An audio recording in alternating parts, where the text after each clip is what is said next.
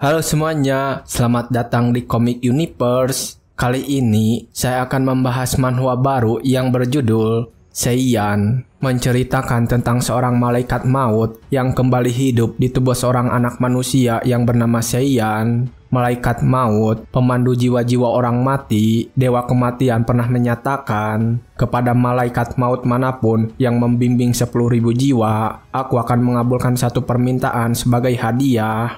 Dan begitulah MC kita yang seorang malaikat maut ini telah berhasil menuai 10.000 jiwa orang yang mati. Seorang lelaki dengan wajah yang rupawan, namun memiliki mata yang selalu terlihat sedih. Namanya adalah Kai. Saat ini, dia sedang berhadapan dengan seorang dewa kematian untuk menagih janji yang dia berikan. Sang dewa kematian kemudian bertanya keinginan apa yang dimiliki oleh Kai. Sambil berlutut dan membawa seikat bunga di tangannya, Kai mengatakan kalau keinginan terakhirnya adalah untuk berhenti menjadi malaikat maut. Sang dewa kematian terlihat tersentak ketika mendengar keinginan Kai. Kemudian dia bertanya apakah itu benar-benar keinginannya Kai. Karena setelah berhenti sebagai malaikat maut, Kai akan menghilang dari dunia ini. Kai kemudian menyimpan seikat bunga itu di depan batu nisan di hadapannya, mengatakan jika tidak apa-apa jika dia menghilang karena sudah lelah dengan semua ini. Dan setelah mendengar ucapan Kai, dewa kematian akhirnya mengabulkannya. Dewa kematian menggunakan tangannya untuk mewujudkan keinginan Kai. Seharusnya saat itu Kai langsung menghilang karena sudah tidak menjadi malaikat maut. Akan tetapi kejadian yang berbeda. Setelah Kai memejamkan matanya dan pasrah tentang akhir hidupnya, Kai tiba-tiba mendengar suara orang yang berisik di sekitar. Ketika dia membuka mata, dia juga melihat beberapa orang yang menangis dan mencoba memanggil nama seseorang. Oh Tuhan, Tuan Muda Seiyan, Anda akhirnya bangun. Itulah yang pertama kali Kai dengar ketika melihat orang-orang tersebut. Ternyata kali ini Kai berada pada tubuh seseorang. Namun Kai sendiri tidak menyadarinya. Dia bertanya pada dirinya sendiri kenapa dia bisa membuka matanya kembali. 17 tahun yang lalu di sebuah hutan pada suatu malam, dua orang pria jahat yang membawa pedang bersama mereka menemukan wanita yang selama ini mereka cari dan telah kabur dari mereka selama ini.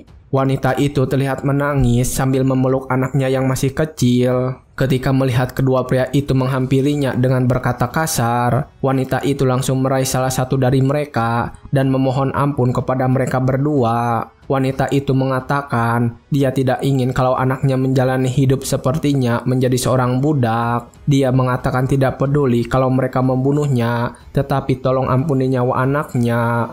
Kedua pria itu kemudian saling menatap dan setelahnya mengatakan untuk jangan khawatir karena mereka tak akan membunuh anak tersebut. Mengatakan jika anak itu sangat berharga dan akan merawatnya lalu menjadikan anak itu sebagai budak sampai dia mati, sama seperti kehidupan ibunya, bahkan lebih buruk. Mendengar itu, si wanita semakin menangis menjadi-jadi, tubuhnya semakin gemetar. Dia tidak menyangka usahanya untuk membuat anaknya hidup normal tetap berakhir sia-sia. Saat ini, salah satu dari mereka langsung menggunakan pedang mereka untuk menebas wanita yang malang itu. Dan dalam keadaan sekarat, dia bertanya-tanya pada dirinya sendiri, kenapa hidup mereka harus berakhir dalam penderitaan. Wanita itu kemudian memanggil memohon kepada Tuhan, malaikat, bahkan iblis. Dia meminta siapapun untuk menyelamatkan anaknya itu. Dan saat itulah Kai datang ke sana memanggil si wanita tersebut. Wanita ini bernama Mai. Kai datang ke sana dan memanggil namanya. Ternyata kedua pria bisa melihat Kai yang turun dari langit malam. Namun ketika mereka sedang bertanya kepada Kai, Kai tidak mempedulikan mereka, mengatakan jika dia tidak punya banyak waktu dan ingin berbicara dengan Mai terlebih dahulu. Ketika Kai turun dan mulai berjalan melewati mereka, kedua pria itu merasakan aura kematian yang menyelimuti mereka di udara. Kai langsung saja menghampiri Mai dan berlutut mengulurkan tangannya sambil berbicara kepada Mai. Mai, apakah kamu ingin membuat kesepakatan denganku? Aku akan mengabulkan satu permintaan, apapun yang kau inginkan. Sebagai gantinya, kamu harus membayarnya dengan sesuatu yang aku inginkan. apa kamu akan memberikan jiwamu kepadaku?" Mendengar pernyataan itu, Mai menatap Kai dengan air mata yang terus mengalir. Dia kemudian langsung memeluk erat anaknya yang sedang tertidur pulas, lalu mengatakan jika keinginannya kepada Kai saat itu juga. Kai kemudian setuju untuk mengabulkan permintaan itu. Dan akhirnya sebuah kontrak telah dibuat. Sebuah cahaya biru bersinar mengelilingi tubuh Kai, pertanda kontrak itu sudah selesai. Lalu setelah kontrak selesai, Mai akhirnya meninggal saat itu juga. Kai kemudian mengambil anaknya ke pangkuannya, dan itu membuat kedua pria di sana merasa kesal. Mereka menghentikan Kai mengatakan jika anak itu adalah milik mereka, memintanya untuk meninggalkan anak itu dan pergi dari sana. Kemudian sambil memangku anak itu, Kai mengatakan kalau sekarang anak itu bukanlah milik mereka lagi. Merasa barang mereka telah dicuri, kedua pria itu menggunakan pedang mereka untuk membunuh Kai malam itu juga. Tetapi ketika mereka bergerak dengan niat membunuh, Kai menggunakan kekuatan dari jarinya dan langsung membuat mereka berdua berhenti bergerak. Kedua pria itu tiba-tiba tidak bisa menggerakkan tubuhnya sesuai keinginannya dan mereka mulai terlihat ketakutan. Ketika mereka sedang sibuk memikirkan diri mereka, Kai berbicara tentang sesuatu. Peraturan malaikat maut, chapter 2, mereka yang menghalangi tugas kami dapat dibunuh tanpa konsekuensi. Menggunakan kekuatan itu, Kai menggerakkan mereka untuk bertarung satu sama lain. Meskipun kedua pria itu tidak melakukannya, mereka tidak bisa berbuat apa-apa. Mereka akhirnya saling menghunuskan pedang satu sama lain, dan akhirnya keduanya mati malam itu juga. Suasana di tempat itu menjadi hening seketika. Kini hanya ada Kai dan anak kecil yang di pangkuannya yang masih hidup malam itu. Namun setelah beberapa saat, sebuah cahaya muncul dari mayat Mai. Cahaya terang itu tiba-tiba melayang ke atas dan menembus langit malam, seperti memasuki sebuah gerbang berwarna biru. Sambil menatap jiwa yang sedang pergi itu, Kai mengatakan kalau ini adalah jiwa yang dia tuai untuk ke 9.999 kali. Kai melihat ke arah anak yang sedang tersenyum kepadanya, mengatakan jika dia sudah mengambil permintaan yang sangat merepotkan. Dan setelahnya dia pergi dari sana membawa anak tersebut. 16 tahun kemudian setelah kejadian itu, pada sebuah desa yang entah di mana berada, gadis kecil yang diselamatkan itu sudah mulai besar. Gadis ini bernama Jusia. Dia membawa keranjang penuh sayuran bersamanya dan memasuki sebuah rumah dan memanggil seseorang di rumah itu. Ternyata dia memanggil kakaknya Kai yang sedang duduk membuat ukiran di sana. Kai yang melihatnya datang sambil berteriak langsung membalas, "Jusia, apa aku terlihat seperti seorang pria tua yang tuli? Aku dapat mendengarmu meskipun kau berbicara dengan pelan." Namun ketika mendapatkan perlakuan seperti itu, Jusia protes mengatakan jika dia ingin disambut dengan hangat. Jusia meletakkan keranjang penuh sayurnya itu dan mengatakan kalau semua orang di desa bahkan menyambut dengan hangat dan hanya Kai saja yang memperlakukannya dengan dingin. Jusia juga terlihat malu-malu. Di dalam hatinya, dia ingin lebih diperhatikan oleh Kai. Wajahnya semakin memerah ketika melihat Kai kembali fokus membuat ukiran itu. Kemudian setelah itu, Jusia langsung berlari dan tiduran di sofa yang ada di sana, mengatakan kalau dia sangat lelah untuk hari ini. Kai memperbolehkannya lalu bertanya ada urusan apa Jusia datang ke rumahnya hari ini. Jusia belum mengatakan kalau tangan ibunya terlihat kesakitan. Dia memberitahu kalau tangan kiri ibunya terasa sakit sejak tadi malam. Kai kemudian mengatakan kalau akan mampir ke rumahnya sebentar lagi dan melihat ibunya. Jusia terlihat senang dan berterima kasih atas bantuan itu. Setelahnya, dia kembali mengambil keranjangnya mengatakan akan pergi ke gunung untuk mencari sayuran yang lain. Setelah Julia pergi meninggalkan rumahnya, Kai segera pergi menemui ibunya Jusia, yaitu Mai. Terlihat di rumahnya dia sedang melakukan pekerjaan mencuci piring dan langsung berbalik menyambut Kai ketika dia datang, mengatakan kalau Jusia baru saja pergi meninggalkan rumahnya. Ketika Mai menawarinya untuk ikut sarapan di sana, Kai memanggil namanya dan menjentikan jari. Setelahnya, Mai langsung tidak sadarkan diri dan terjatuh di sana. Kai kemudian langsung menghampiri Mai dan membantunya untuk duduk bersandar. Kai juga langsung menggunakan kekuatannya kepada Mai, mengatakan kalau itu adalah kesalahannya karena membuatnya dari kayu yang jelek. Lalu setelah beberapa saat, Mai tiba-tiba berubah sepenuhnya menjadi sebuah boneka dari kayu dengan tangan kiri yang telah rusak. Kai kemudian mencoba memperbaiki bagian yang sudah mulai membusuk itu sambil mengeluarkan kekuatannya. Namun saat melakukan itu, tanpa sengaja Jusia ternyata sudah pulang. Di depan pintu dia bertanya menyapa Kai dari sana. Dengan wajah yang sangat terkejut, Jusia bertanya apa yang sedang Kai lakukan saat ini. Kai hanya diam saja tidak menjawab pertanyaan itu. Dia merasa kalau dirinya sudah melakukan kesalahan karena terlalu fokus ketika sedang memperbaiki Mai. Jusia bertanya apakah Kai datang untuk melihat ibunya. Kai menjawab jika memang dia melakukan itu karena Jusia memintanya.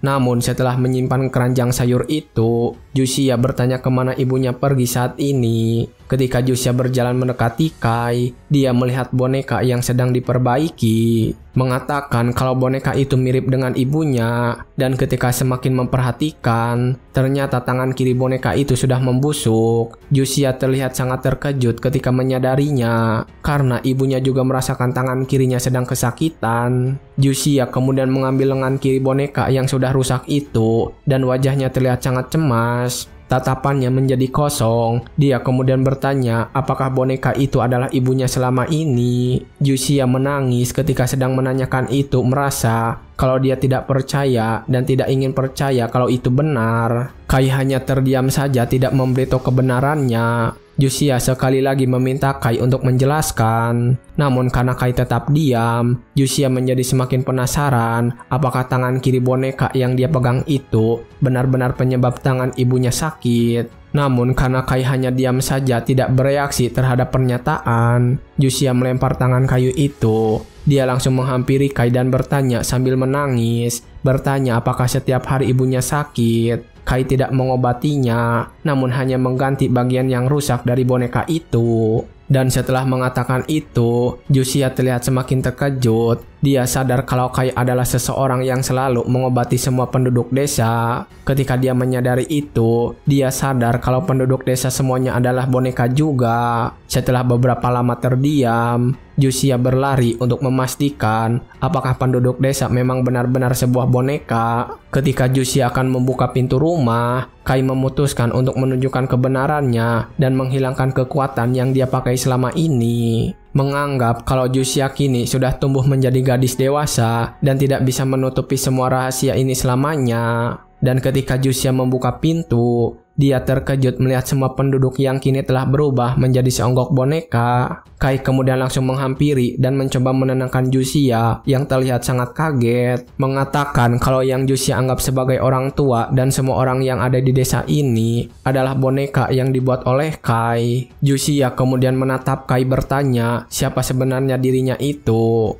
Kai lalu menceritakan tentang kejadian ketika dia bertemu dengan ibunya Jusia. 16 tahun yang lalu sebelum ibumu meninggal, dia membuat kesepakatan denganku dengan mempertaruhkan jiwanya. Ibumu mengatakan kalau keinginannya adalah agar Jusia hidup tanpa disakiti orang lain dan tidak mengalami hidup sepertinya. Namun karena hidup di antara manusia, meskipun dia seorang sain, dia tidak akan bisa menjalani hidup yang penuh dengan cinta. Jadi aku membuat desa ini hanya untukmu, sebuah desa di mana kau tidak akan pernah disakiti. Namun setelah mendengar semua itu, Jusia langsung merasa kalau semua hidup yang dia jalani sampai saat ini hanyalah sebuah kebohongan. Bahkan kenangan-kenangan bersama keluarganya dan semua penduduk desa hanyalah sebuah permainan boneka. Jusia jadi mempertanyakan siapa dirinya sebenarnya, apakah dia juga sama, sebuah boneka seperti penduduk yang lain. Dia bertanya-tanya apakah dia benar-benar seorang manusia. Ketika melihat sebuah pisau yang ada di keranjang sayur, Jusia kemudian mengambil pisau. Dia bertanya kepada Kai apakah dirinya juga seorang boneka yang dibuat olehnya. Kai dengan wajah yang datar mengatakan jika Jusia benar-benar seorang manusia dan alasan dirinya membuat desa ini memang benar-benar karena Jusia. Namun saat ini Jusia benar-benar tidak bisa percaya begitu saja. Tubuhnya semakin gemetar emosi yang meledak-meledak. Dia butuh sebuah pembuktian tentang ucapannya itu. Dia ingin bukti kalau dirinya bukanlah sebuah boneka. Dan setelah mengatakan itu, tanpa ragu, Jusia langsung menusuk dirinya sendiri menggunakan pisau. Akhirnya darah segar menetes ke lantai yang bersih. Jusia akhirnya menyadari jika dirinya benar-benar manusia. Meskipun dia menangis, dia terlihat bahagia tanpa penyesalan. Kai yang melihatnya melakukan itu bertanya, kenapa dia melakukan itu? Apakah selama ini dia hidup menderita? Jusia mengatakan jika dia bahagia selama ini, namun merasa kecewa karena semuanya hanya sebuah kebohongan. Jusia tidak bisa menanggung semua ini ketika mengetahui jika semua orang benar-benar palsu. Jusia kemudian berkata ingin membuat kesepakatan dengan Kai. Jusia mengatakan itu di sisa-sisa akhir hidupnya. Kai terdiam sebentar ketika mendengar itu. Namun karena melihat wajahnya yang dipenuhi harapan, Kai kembali menunjukkan sisi malaikat mautnya dan kembali memakai seragamnya. Kai langsung berlutut dan memberitahu Jusia, harga dari kesepakatan itu adalah jiwamu. Apakah kau masih ingin untuk melakukannya? Dengan suara yang gemetar, Jusia mengatakan bersedia untuk menyerahkan jiwanya. Kai lalu bertanya apa yang Jusia inginkan dalam kesepakatan itu. Kemudian dengan tangis bahagia di wajahnya, Jusia mulai mengatakan apa yang saat ini dia inginkan. Kau tahu, kakak Kai adalah satu-satunya hal yang nyata di dalam hidupku. Bahkan jika kau melupakan aku, tidak akan ada satu orang pun di dunia ini yang mengingatku. Jadi tolong ingat aku selamanya. Apakah permintaanku terlalu berlebihan? Kai kemudian memegangi wajah Jusia yang sedang menangis, mengatakan kalau kesepakatannya telah dibuat. Jusia tersenyum lebar ketika mendengar itu dan berterima kasih kepada Kai. Dan setelah itu, Jusia akhirnya benar-benar meninggal. Kai juga langsung mendapatkan jiwanya Jusia di tangannya. Dan setelah kematian Jusia, Kai mengatakan kalau Jusia sudah tidak ada, maka desa ini tidak diperlukan lagi. Kai kemudian langsung membakar seluruh desa beserta semua boneka. Dan saat ini, Kai sedang berdiri dengan harapan yang sedih, membawa seikat bunga di tangannya, terus melihat ke arah makam Jusia. Kai kemudian berlutut dan langsung menyimpan ikat bunga itu di atas makam Jusia. Tepat ketika dia melakukan, sang dewa kematian tiba-tiba memanggilnya, mengatakan Kai sudah melakukan semuanya dengan cukup baik. Kai yang mengenali surah itu langsung saja bertanya kepadanya, "Sudah berapa lama kau ada di sana, Sainos?" Sambil menikmati minumannya, Sainos mengatakan kalau dia sudah berada di sana semenjak Kai membakar desa itu dengan wajah yang sedih. Sainos lalu bertanya apakah Kai punya perasaan khusus kepada gadis tersebut. Ketika Kai mengatakan jika dia tidak memiliki perasaan apapun, Sainos memintanya untuk duduk di sebelahnya dan menemaninya sebentar. Kai menolak permintaan itu, namun menagih janji yang sudah Sainos buat. Sainos kemudian malah bertanya tentang janji itu. Kai wajahnya menjadi sangat serius, bertanya apakah Sainos melupakan janji tersebut. Dan setelah bertanya beberapa kali, akhirnya Sainos kembali mengingat janji itu. Sainos mengatakan akan mengabulkan sebuah permintaan setelah menyelesaikan 10 misi. Dan ketika sedang membahas janji itu beserta aturannya yang lain, Sainos hanya tertawa mengatakan jika dia membuat itu agar malaikat kematian yang lain bekerja lebih efisien. Dan setelah beberapa obrolan, Sainos bertanya apa keinginan Kai saat ini. Kai dengan santai mengatakan jika dia ingin berhenti menjadi malaikat maut, dan itu membuat Sainos terlihat kebingungan. Namun ketika Sainos bertanya sekali lagi, Kai malah mengancamnya berkata kalau dia akan menghajarnya. Ketika Kai meminta untuk berhenti dari menjadi malaikat maut, Sainos kemudian memberitahunya kalau dia berhenti dari pekerjaan malaikat maut ini, kehadiran Kai tidak akan berarti, dan itu akan berujung pada ketiadaan Kai sendiri. Namun Kai mengatakan kalau dia sudah menyadarinya. Kai juga langsung bercerita tentang perasaannya saat ini. Kai mengatakan kalau dia sudah menghadapi 10.000 kematian dan sudah merasa lelah dengan semua itu. Ketika jiwa seorang manusia dipilih oleh sang dewa kematian, mereka akan melupakan semua memori dari kehidupan sebelumnya dan akan menjadi seorang malaikat maut. Tetapi Kai berbeda dari mereka, dia menjadi malaikat kematian dengan ingatan yang masih melekat padanya. Malaikat maut yang lain tidak peduli ketika jiwa yang mereka ambil menolak atau binasa selama tugas mereka selesai. Kai memilih sebuah metode menggunakan sebuah kesepakatan. Jiwa yang tidak mengikutinya, Kai membantu mereka menerima kematian dan membimbing mereka dengan mengabulkan keinginan terakhir mereka. Namun karena masih memiliki emosi manusia, Kai terus-menerus merasa kesakitan dan semakin lelah pada akhirnya. Xainos kemudian bertanya apakah Kai akan kembali mempertimbangkan tentang keputusannya itu. Namun sekali lagi Kai menegaskan jika dia benar-benar serius dengan keinginannya. Xainos hanya bisa terdiam melihat Kai yang sudah sangat serius. Dan setelah beberapa saat, Xainos tersenyum mengatakan akan mengabulkan permintaannya itu. Mengatakan untuk jangan menyalahkan Xainos di kemudian hari. Juga mengatakan sampai bertemu nanti. Xainos kemudian langsung memulai proses itu. Dia menggunakan kedua tangannya untuk meraih Kai dan mulai meleburnya. Kai yang mendengar itu merasa tidak mengerti karena dia akan menghilang saat ini dan berpikir mereka tidak akan bertemu kembali. Namun ketika dia memejamkan matanya dan semuanya sudah menjadi gelap, Kai tiba-tiba mendengar ada orang-orang yang sedang berbicara di sekitar. Bahkan Kai merasakan kalau tubuhnya terasa berat. Namun ketika dia kembali merasakan tubuhnya, Kai kebingungan karena seharusnya dia sekarang sudah dihancurkan oleh Xainos. Kai juga mencoba untuk kembali menggerakkan tangannya, dan ketika dia menggerakkan tangan itu, orang-orang di sana memperhatikan dan memanggil nama Seiyan. Mereka mengatakan kalau Seiyan sudah bergerak. Kai bertanya-tanya siapa Seiyan yang mereka bicarakan itu. Kai kemudian membuka matanya dan melihat ada beberapa orang di sana. Dia bertanya-tanya siapa mereka itu. Kai memegangi kepalanya yang terasa pusing. Sementara seorang dokter yang sedang menjelaskan kepada ayahnya kalau kondisi anaknya masih terluka, tetapi nyawanya tidak berada dalam bahaya. Setelah mendengar itu dari dokter, ayahnya langsung saja menampar wajah Kai dengan keras. Ayah dari anak itu juga langsung memarahinya,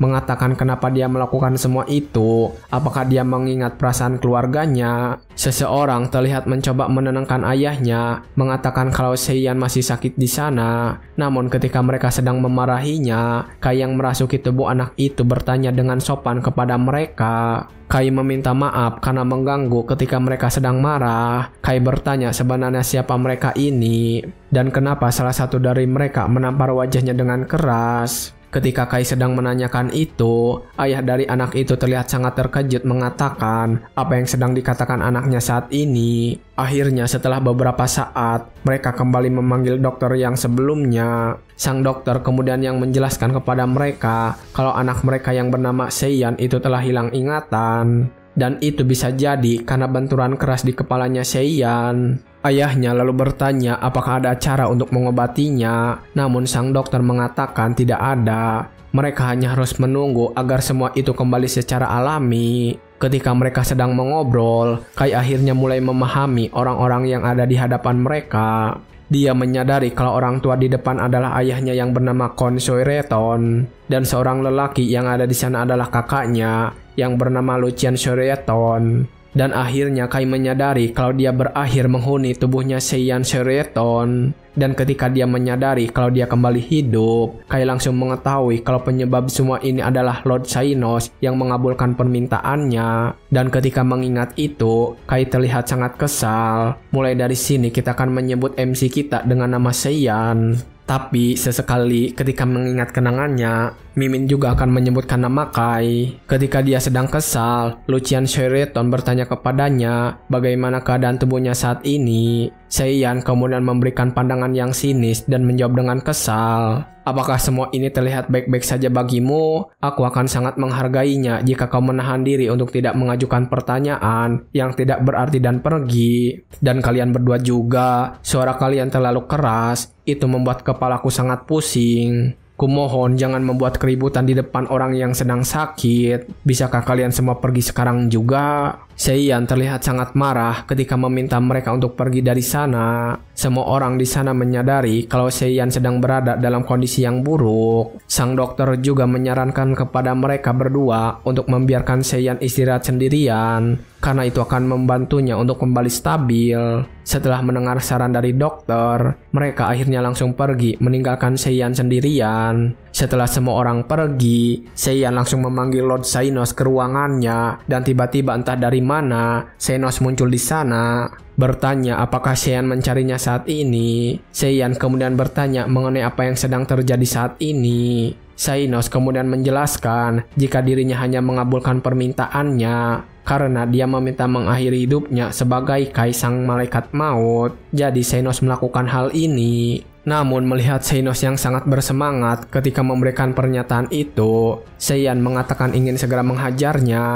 Seiyan merasa terganggu dengan sikap Xainos kali ini. Seiyan kemudian bertanya tentang apa yang sebenarnya terjadi kepada pemilik tubuh ini. Xainos menjelaskan jika pemiliknya mati karena sebuah kecelakaan, dan ketika jiwanya akan datang menghampiri Xainos, jiwa Kai langsung memasuki tubuh Seiyan secara tidak sengaja. Dan ketika mendengar semua alasan itu, Seiyan atau Kai mengatakan kalau dia masih tidak mengerti kenapa dia malah memasuki tubuh manusia. Namun dengan santainya Xainos mengatakan kalau semuanya akan membosankan jika Kai si malaikat maut benar-benar menghilang begitu saja. Seiyan sangat kesal ketika menyadari jika dirinya hanya dijadikan sebagai hiburan dan ingin segera menghajar Xainos saat itu juga. Melihat Seiyan yang semakin marah, Xainos langsung mengatakan untuk pamit dari sana dan memintanya untuk menjalani kehidupan ini dengan lebih bahagia.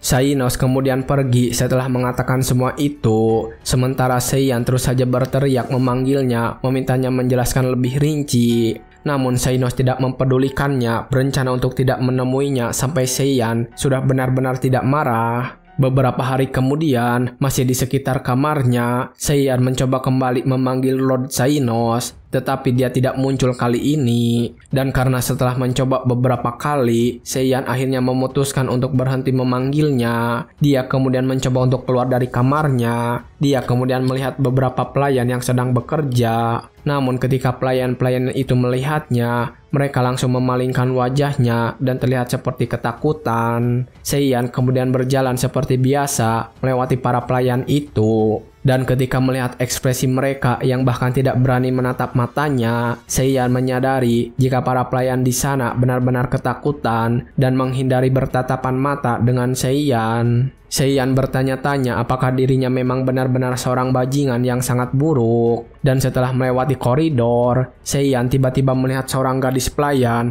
yang lalu mengantar makanan ke kamarnya setiap hari. Gadis pelayan itu bernama Pikue. Namun ketika dia melihatnya, Pikui sedang membawa air yang di kedua tangannya. Dan ketika dia berlari, dia terjatuh dan membuat air itu berceceran. Bahkan salah satu embernya membasahi tubuhnya. Dia dengan ceria langsung duduk dan meminta maaf kepada semua orang, mengatakan jika dia akan membereskan semua itu saat ini juga. Namun dia melihat pelayan yang lain memperhatikan belakangnya dengan sangat terkejut. Pikue yang penasaran kemudian melihat ke arah itu, dan dia kaget ternyata ada Seiyan yang sedang memperhatikan. Seiyan Seureton, anak kedua Kon Seureton, dikatakan bahwa dia sangat cantik seperti malaikat sejak kecil. Seakan membuat siapapun kehilangan fokus hanya dengan menatapnya. Namun, tidak butuh waktu lama untuk terungkapnya kebenaran di balik keindahan itu. Ketika baru berusia 11 tahun, dia membakar mata pelayannya dengan api hanya karena pelayan itu ingin tersenyum kepadanya.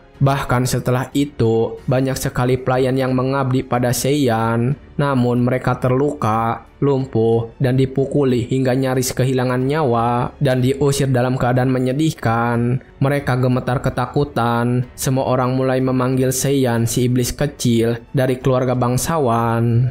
Saat ini Pikui sedang menangis ketakutan. Dia sedang membayangkan hal kejam apa yang akan dilakukan Seiyan kepadanya. Dan ketika dia sedang memikirkan itu, Seiyan mengulurkan tangannya, mengatakan kepada Pixie untuk memberikan tangannya. Pikui terlihat semakin pucat dan takut ketika mendengar itu. Namun dia tidak punya pilihan lain selain memberikan tangannya yang terluka. Susah amat, Cok, nyebutnya. Kita panggil aja Piki ya. Vicky sudah membayangkan kalau dia akan kehilangan tangan miliknya itu. Vicky meminta ampun kepada Seiyan untuk melepaskannya sambil menangis. Namun saat dia memejamkan matanya, Seiyan mengatakan kalau semuanya selesai. Dan ternyata Seiyan sudah membalut luka pada tangan Vicky. Seiyan mengatakan kalau itu hanya sementara, meminta Vicky untuk segera mendapatkan perawatan yang lebih serius atau dia akan berakhir dengan bekas luka itu. Seiyan juga langsung membersihkan kotoran yang berada di baju Vicky, lalu meninggalkan Vicky mengatakan kalau dia harus selalu rapi sebagai seorang pelayan.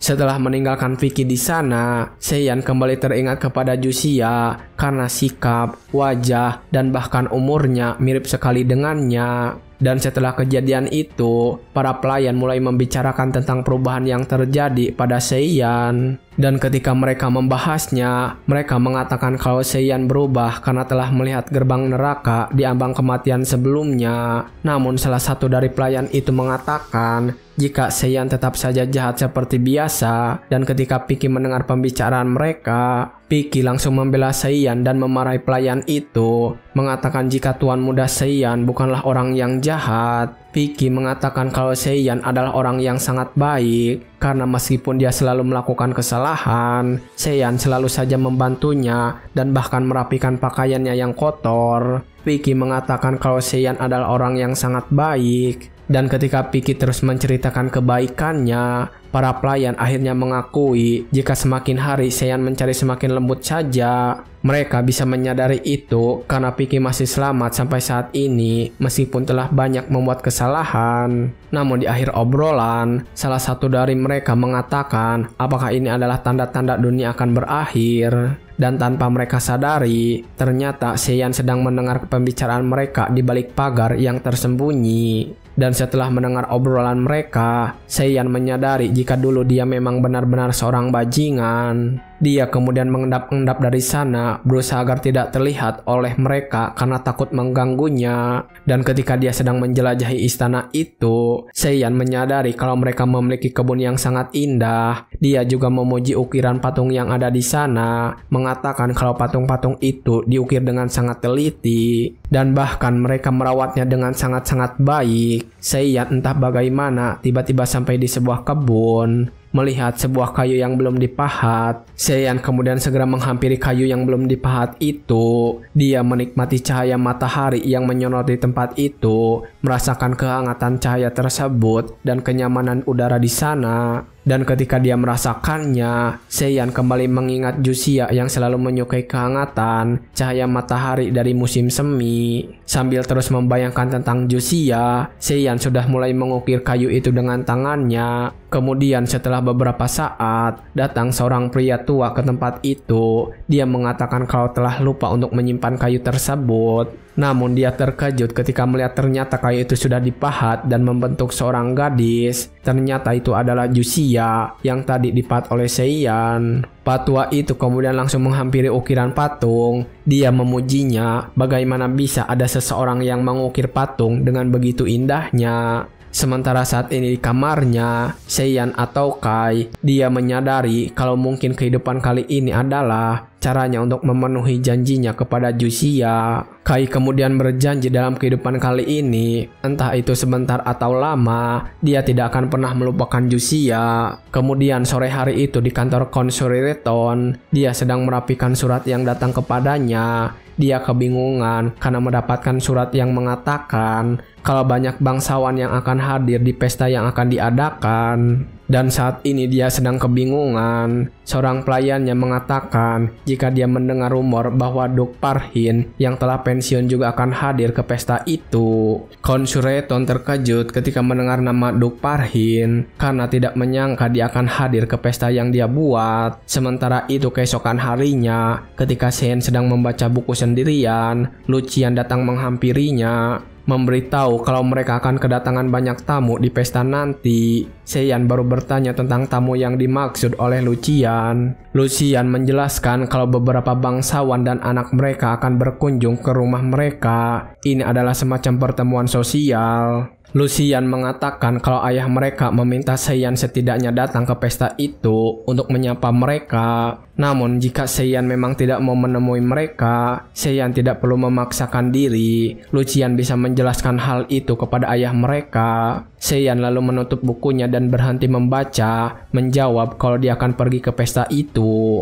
Lucian yang mendapatkan jawaban tersebut mengatakan untuk jangan memaksakan diri, mengatakan kalau Seiyan dulunya memang tidak pernah suka untuk datang ke sebuah perkumpulan. Seiyan kemudian berpikir setelah mendengar itu, apakah pemilik tubuh sebelumnya mempunyai sebuah alasan untuk tidak menyukai mereka semua dan akan mengetahuinya ketika dia hadir di pesta nanti. Seiyan lalu mengatakan kepada kakaknya kalau dia akan mencoba untuk ke pesta kali ini dan memutuskan bagaimana rencana ke depannya setelah hadir di pesta itu. Dan setelah mendengar jawaban itu dari adiknya, Lucian sekali lagi meminta untuk tidak memaksakan diri. Seiyan menyadari sesuatu ketika melihat sorot mata Lucian. Dia menyadari kalau Lucian memang benar-benar mengkhawatirkan kesehatannya. Dan ketika itu, Seiyan atau Kai yang ada di dalam tubuhnya merasakan kehangatan dari keluarga. Dia baru merasakan perasaan asing itu kali ini dan merupakan hal yang baru di dalam hidupnya. Beberapa hari kemudian, pesta pun akhirnya digelar. Orang-orang sudah berkumpul di istana Konshureton. Ketika pesta dimulai, Konshureton segera menyambut tamu. Orang pertama yang dia sambut adalah Kon Eskilo. Dia langsung menyambutnya di aula utama. Konshureton lalu meminta maaf karena suasana di rumahnya memang sangat ramai kali ini. Kon Eskilo kemudian mengatakan jika dia sudah mengerti karena mereka semua datang ke sini setelah mendengar rumor yang beredar. Sebuah rumor mengenai Duke Parlin yang pensiun yang mendapatkan dukungan kaisar akan menghadiri pesta ini.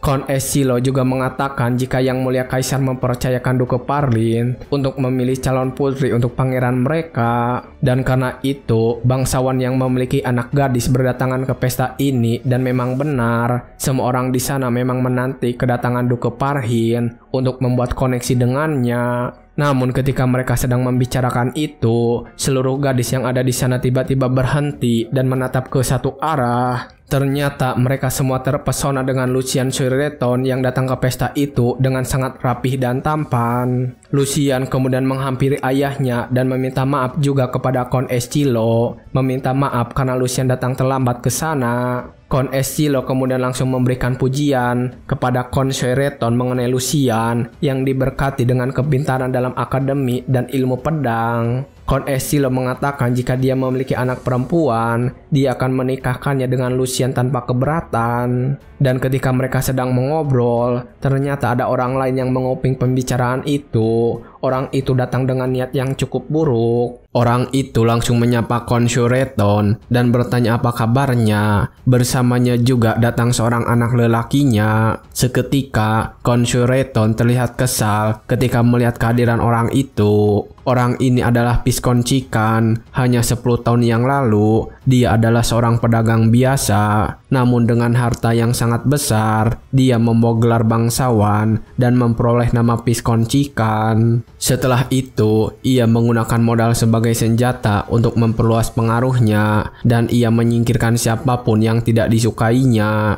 Seorang pria yang dalam segala hal membuktikan kekuatan uang dan Kon Shuireton juga tidak senang kepada orang ini. Dan ketika mereka sedang bertemu, Piskon Chikan memperkenalkan anaknya kepada Kon Eskilo. Anaknya kemudian menundukkan kepalanya dan memperkenalkan diri. Sebuah kebanggaan bisa bertemu dengan Anda, nama saya Huris. Setelah anaknya memperkenalkan diri, Piskon Chikan tersenyum dan berbicara dengan Kon Shuireton. Dengan senyuman jahat di wajahnya, dia bertanya tentang anaknya yang lain, mengatakan jika anak bungsunya sudah kembali ke kediaman, namun dia tidak melihatnya di sini.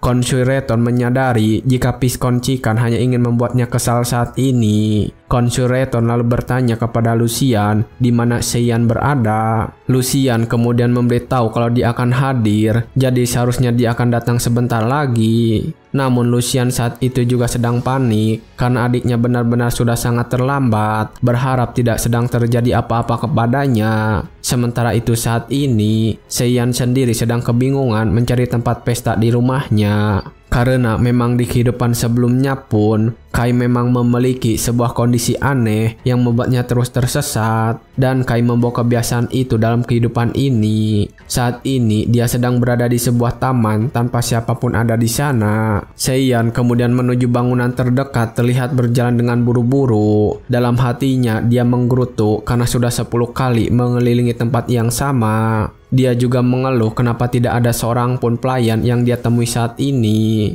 Namun karena sudah terlalu lelah, dia berhenti di sana dan duduk di lantai dan langsung menikmati matahari yang akan terbenam saat itu juga. Ketika dia sedang menikmati matahari terbenam tersebut, Seiyan kembali teringat dengan Jusia. Jusia selalu saja menarik Kai bersamanya ketika matahari terbenam untuk menikmatinya bersama-sama. Kai akhirnya berpikir hanya dengan melihat matahari terbenam saja bisa terus mengingat Jusia. Sementara ketika dia sedang memikirkan Jusia, seseorang datang kepadanya bertanya apa yang sedang dilakukan Seiyan di tempat seperti ini. Seiyan kemudian langsung menjawabnya dan terlihat memarahi orang itu. Apa penglihatanmu buruk? Aku bilang begitu karena kamu jelas-jelas memperhatikanku memandangi matahari terbenam, tapi kamu malah bertanya apa yang sedang kulakukan. Pria tua itu tidak mengira kalau Seiyan akan sangat sensitif seperti itu, karena dia hanya bertanya setelah melihat Seiyan yang menatap matahari terbenam itu dengan sangat dalam. Pria ini mengatakan untuk anak seumurannya, tatapannya sangat dalam melebihi orang tua yang telah hidup cukup sangat lama.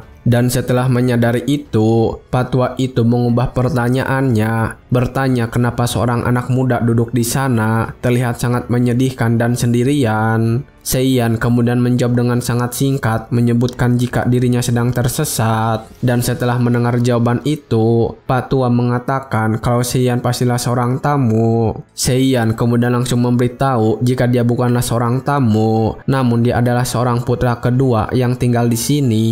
Pak Tua terkejut ketika mendengar itu. Dia akhirnya menyadari jika anak ini adalah anak kedua Khonsoi Reton. Pak Tua kemudian bertanya bagaimana bisa Seiyan tersesat di rumahnya sendiri. Namun ketika ditanya seperti itu, Seiyan malah terlihat marah-marah lagi. Pak Tua kemudian mengalah dan tidak membahas hal itu lagi. Dia juga terlihat sedikit kebingungan. Namun setelahnya, Pak Tua langsung mengatakan akan membantunya, meminta Seiyan untuk mengikutinya menuju ruangan pesta. Seiyan kemudian berdiri dan berterima kasih untuk itu. Pak Tua lalu bertanya tentang namanya. Seiyan tentu saja langsung memberitahunya. Dan setelah itu, Pak Tua juga langsung mengulurkan tangannya sambil memperkenalkan diri. Namaku adalah Behit Parhin. Ketika Pak Tua mengatakan itu dengan penuh percaya diri, Seiyan malah terlihat biasa saja. Kemudian mengatakan apakah itu adalah sebuah nama yang harus dia ketahui, dan mengatakan kalau begitu sangat merepotkan. Pak Tua Behit tidak bisa berkata apa-apa lagi saat ini. Ketika semua orang ingin membuat koneksi dengannya, Seiyan terlihat tidak peduli ketika mendengar nama itu. Akhirnya setelah beberapa obrolan, mereka berjalan bersama-sama menuju ruangan pesta. Dalam perjalanan itu, Pak Tua Behit mengatakan kepada Seiyan untuk mengingat namanya, karena jika dia mengingat namanya tidak akan membuat Seiyan menyesal. Sementara itu di ruangan pesta, seorang pelayan sedang melaporkan sesuatu kepada Khonsoi Reton. Pelayan itu mengatakan jika Pak Tua Behit mengatakan akan melihat sekeliling kediaman, namun tiba-tiba dia menghilang. Dan ketika mendengar itu, Lucian mengajukan dirinya untuk pergi dari sana dan mencarinya. Dia mengatakan juga dia khawatir dengan Seiyan dan akan mencarinya sekalian. Namun ketika Lucian baru saja akan berangkat dari sana, pelayan itu memintanya berhenti dan mengatakan jika Pak Tua Behit baru saja datang ke ruangan itu. Pak Tua Behit memasuki ruangan itu bersama Seiyan yang berada di belakangnya mengikuti. Namun ketika mereka datang, Khonsoi Reton dan orang di sekitarnya terlihat sangat terkejut. Seiyan yang melihat ekspresi panik di wajah mereka bertanya-tanya apakah dirinya akan terjerat sebuah masalah kali ini. Khonsoi Reton yang terkejut kemudian bertanya kenapa Seiyan bisa datang bersama dengan Lord Behit. Namun ketika mendapatkan pertanyaan itu, Seiyan malah memprotes kepada Pak Tua Behit, mengatakan kalau semua keributan ini terjadi karena dirinya. Pak Tua Behit terlihat tidak terima dengan tuduhan itu, namun tidak bisa berkata apa-apa. Dan ketika mereka berdua sedang bertengkar, Concerton datang menghampiri, bertanya apakah perjalanannya di sini terasa menyenangkan. Patua Behit langsung kembali menyapa Concerton dan meminta maaf atas keterlambatannya. Concerton kemudian mengatakan jika orang-orang sedang bersemangat menunggu kedatangan Lord Behit. Patua Behit sekali lagi mengatakan jika dia terlambat karena menolong seorang anak anjing yang tersesat dalam perjalanan kemari. Seiyan langsung menyadari jika yang dimaksud oleh Lord Behit adalah dirinya, dan dia langsung melakukan protes kepada Lord Behit. Dia mengatakan itu dengan wajah yang terlihat kesal, dan akhirnya mereka berdua saling menyalahkan satu sama lain. Seiyan selalu saja membalas dengan tidak sopan ketika Lord Behit berbicara kepadanya, dan itu membuat ayahnya sangat panik. Ketika Seiyan mulai meninggikan suaranya, Concerton langsung menutup mulutnya dengan kuat, mengatakan jika Seiyan berani-beraninya berbicara secara kasar kepada Lord Behit. Ayahnya langsung meminta maaf, mengatakan jika ini adalah kesalahannya karena tidak membesarkan anaknya dengan benar. Namun Lord Behit sendiri malah tertawa dan terlihat senang, mengatakan jika sudah lama tidak merasakan kesenangan seperti ini. Lord Behit sudah berterima kasih kepada Seiyan karena berkatnya dia tidak bosan sewaktu berjalan ke pesta ini. Concerton merasa lega ketika mendengar itu, namun di dalam hatinya dia kebingungan dengan apa yang sedang terjadi saat ini. Dia bertanya-tanya apakah mereka berdua saling bercanda saat dalam perjalanan ke sini. Dia juga bertanya-tanya kenapa mereka berdua terlihat sangat akrab. Ketika mereka sedang mengobrol, Lucian juga datang ke sana menyapa Lord Behit. "Greeting Lord Behit, nama saya Lucian." Lord Behit kemudian membalas salam itu dan langsung memperhatikan Lucian. Dia juga membandingkannya dengan Seiyan. Itu bukan kebohongan. Rumor yang mengatakan bahwa putra sulung Concerton adalah seseorang yang didambakan siapapun. Mereka juga mengatakan Concerton memiliki seorang putra dengan kualitas luar biasa, dan seorang putra lain yang membuat segala macam masalah, dijuluki si setan kecil, anak bermasalah yang terkenal. Itu adalah kisah yang sangat terkenal, tetapi anak bermasalah dari keluarga Sheraton yang aku temui hari ini benar-benar berbeda dari apa yang aku dengar. Lord Behit kemudian menatap Seiyan, mengatakan jika ketika orang-orang sudah berumuran sepertinya, mereka akan mengetahui karakter seseorang dari kebiasaannya, cara bicaranya, dan matanya. Lord Behit mengatakan jika Seiyan memiliki kapasitas yang besar, bahkan sampai pada taraf tertentu, Lord Behit sendiri mengakui tidak pernah bisa mencapainya.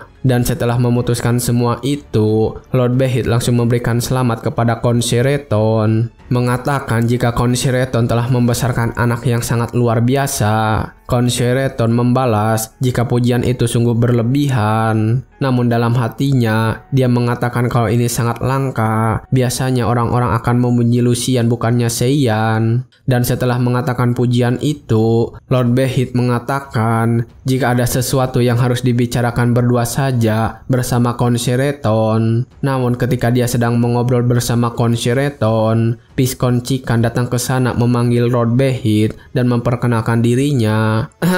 Lord Behit, ini pertama kalinya saya menyapa Anda. Nama saya adalah Cikan. Namun Lord Behit menjawab salam itu dengan wajah yang terlihat malas, mengatakan jika dia baru pertama kali mendengar nama itu dan bertanya apakah memang ada keluarga dengan nama itu. Piscon Cikan kemudian mengatakan karena Lord Behit sudah lama tidak tertarik dengan politik, jadi dia sedikit terlambat mengetahui perkembangan dunia. Lord Behit kemudian membalas ucapan itu, mengatakan jika benar dia tidak terlalu suka dengan politik karena dia sudah tua juga. Dia tidak ingin terlibat karena dalam politik juga banyak orang yang bersikap tinggi dan angkuh. Ya contohnya di Konoha juga ya kayak gitu. Anjing politik. Piscon Cikan terlihat tersinggung ketika mendengar itu, dan Huris anaknya langsung maju memarahi Lord Behit, mengatakan jika Lord Behit sudah bertindak terlalu jauh dan sangat tidak sopan. Piscon Cikan yang melihat itu langsung mencoba menghentikan anaknya, namun Huris tidak mengindahkan ayahnya dan terus maju kepada Lord Behit. Lord Behit merasa tersinggung dengan Huris dan mengancamnya, mengatakan beraninya seorang anak piskon rendahan mengajarinya soal sopan santun. Setelah mengatakan itu, Lord Behit mengeluarkan auranya untuk menekan Huris di sana. Dan ketika aura Lord Behit menyebar ke seluruh ruangan, semua orang yang merasakan itu langsung merasa ketakutan dan tertekan oleh aura itu.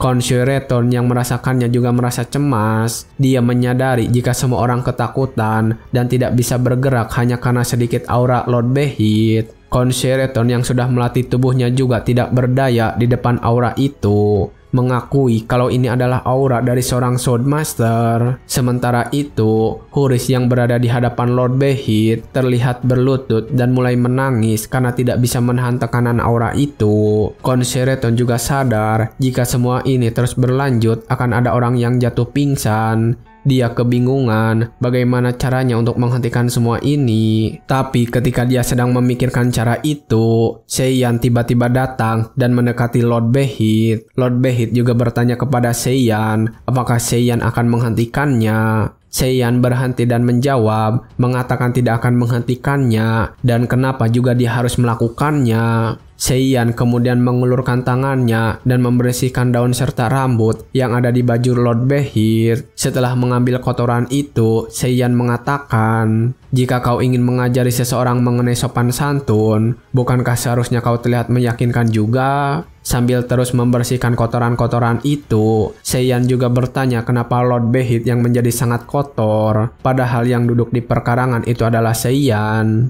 Lord Behit kemudian menjawab jika menjadi terlalu sempurna itu tidak baik-baik saja, mengatakan kalau dibutuhkan sedikit kekurangan agar orang mau berkumpul di sekitarnya. Seiyan yang masih merapikan pakaian Lord Behit langsung menjawab, dan itu membuat mereka berdua malah bertengkar. Dan karena pertengkaran mereka, Lord Behit mulai menghentikan auranya dan itu membuat semua orang mulai bisa bergerak kembali. Ketika mereka berdua sedang bertengkar, Concerton benar-benar tercengang melihat anaknya yang sangat berani untuk mendebat Lord Behit yang ditakuti semua orang. Sementara itu, Piskon Chikan segera menghampiri anaknya dan membantunya berdiri. Namun ketika melakukan itu, Pos Chikan langsung memberi tatapan kebencian kepada Lord Behit dan Seiyan. Sementara mereka berdua hanya diam saja menerima tatapan Piskon Chikan. Dan karena hal itu, mereka berdua kembali bertengkar, membahas tatapan Piskon Chikan kepada mereka itu. Ketika mereka sedang bertengkar, Kon Eschilo yang juga melihat mereka berdua mengatakan kepada Concerton kalau Seiyan benar-benar sudah berubah banyak. Concerton hanya menjawab jika dia juga terkejut melihat perubahan anaknya itu. Setelah selesai berdebat dengan Seiyan, Lord Behit berhenti dan mengajak Concerton untuk berbicara berdua saja. Concerton langsung setuju dan membawa Lord Behit pergi bersamanya. Setelah mereka berdua pergi, Lucian langsung menghampiri Seiyan bertanya kondisinya saat ini. Jika ada keanehan setelah merasakan aura Swordmaster, Lucian memintanya untuk memberitahunya. Namun Seiyan mengatakan jika dirinya baik-baik saja, dan karena mendengar Seiyan yang menjawab dengan sopan, Lucian merasa terharu karena sudah sangat lama mereka tidak pernah mengobrol seperti ini dan Seiyan tidak pernah berbicara seperti ini lagi. Lucian menganggap Seiyan sebagai adiknya yang sangat berharga, hadiah terakhir dari mendiang ibunya. Lucian merasa ingin dekat dengan Seiyan sedari dulu, namun rasa inferiority yang ada di dalam diri Seiyan membuat hubungan mereka semakin menjauh. Semakin lama pandangan Seiyan kepada Lucian semakin menunjukkan kebencian, dan itu membuat Lucian berhenti mendekati Seiyan. Lucian merasa bersyukur Seiyan kehilangan ingatannya, karenanya mereka bisa menjadi dekat seperti ini, berharap semua ini akan bertahan lebih lama lagi. Ketika dia sedang memikirkan semua itu, Seiyan tiba-tiba berbicara, mengatakan dia akan pergi dari sana, mengatakan akan kembali ke kamarnya untuk beristirahat. Lucian terlihat sedih ketika Seiyan berjalan pergi, merasa kalau Seiyan mulai menjauhinya lagi. Namun baru saja berjalan beberapa saat, Seiyan berhenti dan kembali menghampiri Lucian, mengatakan jika Seiyan tidak mengetahui arah ke kamarnya, meminta Lucian untuk menemaninya menunjukkan jalan ke kamarnya. Lucian tentu saja tidak menolak permintaan itu dan langsung membawa Seiyan ke kamarnya. Sementara di ruangan lain, Concerton sedang bersama Lord Behit berdua saja. Lord Behit kemudian langsung berbicara, mengatakan jika alasan dirinya datang ke sini adalah untuk mencari seseorang yang bisa berdiri di samping putra kaisar. Concerton lalu bertanya apakah itu seorang putri kaisar. Lord Behit tertawa keras kalau bukan itu maksudnya, mengatakan dia hanya mencari seorang teman untuk putra kaisar, seseorang yang bisa mengendalikan temperamennya yang berapi-api. Concerton bertanya apakah yang Lord Behit maksud itu adalah sang pangeran. Lord Behit membenarkan itu, kalau Pangeran Edith sudah memenuhi semua kualifikasi untuk menjadi penerus tahta. Masalah satu-satunya hanyalah temperamennya yang buruk. Lord Behit kemudian menceritakan sedikit tentang sifat Pangeran Edith yang sudah dia ketahui. Pangeran Edith, kandidat kuat peraih tahta. Ia adalah seorang pangeran dengan ilmu pedang dan kemampuan akademis yang luar biasa. Tanpa kekurangan apapun, kecuali satu hal, dia punya amarah yang membara dan tak terkendali. Kalau ada yang berani bicara sembarangan tentang dia pasti akan marah. Sebelum mendengar alasan apapun, dia akan menebas mereka saat itu juga. Begitulah ceritanya. Lord Behit menyarankan untuk menemukan seorang teman di samping Pangeran Edith agar bisa memperbaiki kepribadiannya. Concerton kemudian mulai mengerti tentang keadaan Pangeran Edith, dan tiba-tiba saja Concerton terkejut, bertanya apakah Lord Behit bermaksud untuk memberikan Lucian tugas itu. Lord Behit membenarkan hal itu. Lord Behit berpikir kalau Lucian memiliki sifat yang kalem dan tenang, dan kalau akan membuat temperamen pangeran menjadi lebih lembut. Namun akhirnya dia sadar kalau pilihannya salah dan membicarakan kemungkinannya, mengatakan jika Lucian akan menjadi seseorang yang benar-benar berlawanan dengan temperamen Pangeran Edith. Lucian sangat tenang dan dingin seperti sebuah es. Jika sifat mereka berdua memang sangat berlawanan, Lord Behit takut kalau salah satu dari mereka akan berakhir tersakiti. Setelah mendengar penjelasan dari Lord Behit, Concerton akhirnya terpikirkan sesuatu yang menakutkan. Itu mungkin saja benar. Lucian memiliki sifat yang jika dia percaya sesuatu itu salah, dia tidak akan mundur, bahkan jika pedang ada di tenggorokannya. Membayangkannya saja sudah membuat saya pusing. Lord Behit juga setuju dengan itu dan mengatakan jika dia sudah memilih orang lain, mengatakan kalau pilihannya adalah tetap anak Concerton. Namun Concerton mengatakan kalau Lucian tidak cocok dengan kriteria itu. Lord Behit kemudian menjawab jika dia melihat anak keduanya di pesta hari ini. Concerton semakin panik dan penuh keringat ketika menyadari jika yang dia maksud adalah Seiyan. Namun Lord Behit hanya tersenyum dan kembali mengatakan jika dia menginginkan Seiyan agar bisa membantu dalam masalah kali ini. Namun dengan tegas, Concerton segera menolak permintaan itu. Dalam hatinya Concerton takut jika nanti Seiyan mengatakan sesuatu yang bermasalah dan itu akan menuntunnya pada kehancuran keluarga. Concerton kembali menjelaskan lagi kalau Seiyan anak yang penuh dengan kekurangan dan mengatakan kalau Seiyan telah mengalami kecelakaan yang membuatnya menjadi kehilangan ingatan.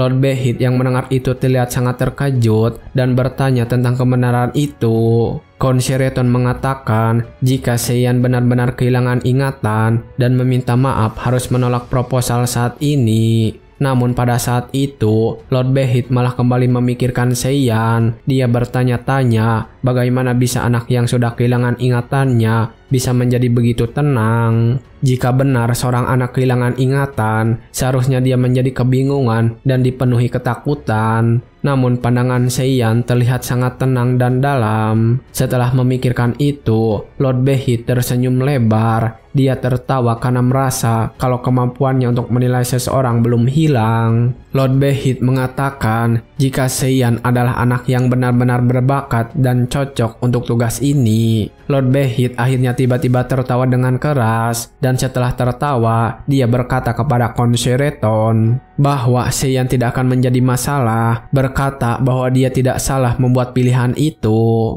Ketika Concerton mencoba untuk menolak lagi, Lord Behit langsung berdiri dan ingin pergi dari sana. Di depan pintu keluar, dia berbicara sekali lagi kepada Concerton. Hahaha, Coba pikirkan sekali lagi. Aku tidak minta jawaban sekarang. Aku cuma suka banget sama anak itu. Dan setelah mengatakan itu, dia langsung pergi meninggalkan ruangannya. Setelah mendapatkan keputusan itu, Kon Sheraton membicarakannya bersama Lucian dan Seiyan. Dia menceritakan semua yang terjadi dan semua yang dikatakan oleh Lord Behit. Namun Seiyan yang mendengar cerita itu malah mengejek Pangeran Edith di dalam hatinya, mengatakan jika dia adalah orang yang menyedihkan. Bagaimana mungkin orang yang sudah dewasa tidak bisa mencari seorang teman? Namun ternyata Kon Sheraton belum menceritakan tentang seorang teman yang dipilih oleh Lord Behit. Dan ketika Lucian bertanya tentang hal itu, Kon Sheraton memberitahunya jika Lord Behit meminta Seiyan untuk melaksanakan tugas itu. Seiyan yang sedang meminum minumannya langsung kembali menyemburkannya dengan wajah yang sangat panik. Seiyan kemudian bertanya apa maksud dari perkataan ayahnya itu. Ayahnya hanya mengatakan jika Lord Behit memang benar-benar menyebutkan namanya. Seiyan yang mendengar itu sekali lagi bertanya-tanya di dalam hatinya kenapa Lord Behit memilih dirinya dari banyaknya orang. Namun ketika dia sedang berpikir, Lucian menolak hal itu dengan keras meskipun ayahnya tetap memaksa dan mengatakan itu demi kepentingan keluarganya. Lucian kemudian menjelaskan tentang sesuatu yang pernah dia dengar dengan wajah yang terlihat sedih. Aku sudah banyak mendengar tentang Pangeran Edith. Dia berapi-api dan tidak akan mentoleransi kesalahan sekecil apapun. Dan Anda akan mengirim seorang anak laki-laki yang kehilangan ingatan kepadanya. Sambil memegangi cangkir kopinya, Kon Sheraton mengatakan jika awalnya dia juga tidak setuju. Namun setelah memikirkannya semalaman, dia berubah pikiran, mengatakan jika Lord Behit mungkin punya alasan di balik dia memilih Seiyan. Lucian yang mendengar itu kemudian berdiri dan mengatakan dengan tegas untuk mengirimnya saja. Kon Sheraton kemudian juga ikut berdiri dan memarahinya mengatakan jangan mengganggu keputusannya. Dan ketika mereka sedang bertengkar, Seiyan tiba-tiba memberikan jawaban, mengatakan jika dia akan pergi untuk melaksanakan tugas itu. Dan itu membuat mereka berdua yang sedang bertengkar terdiam. Ayahnya kemudian bertanya apakah Seiyan serius dengan jawabannya itu. Seiyan berdiri dan mengungkapkan jawabannya sekali lagi. Sekalipun sebagai teman, bukan berarti aku akan bersamanya seharian. Aku akan mampir dan menemaninya sesekali, ya kan? Seberapa sulitnya, aku akan melakukannya. Dan setelah mengatakan jawaban itu, jika hanya ini yang akan dibahas, Seiyan akan menyudahinya dan pergi ke kamarnya untuk beristirahat.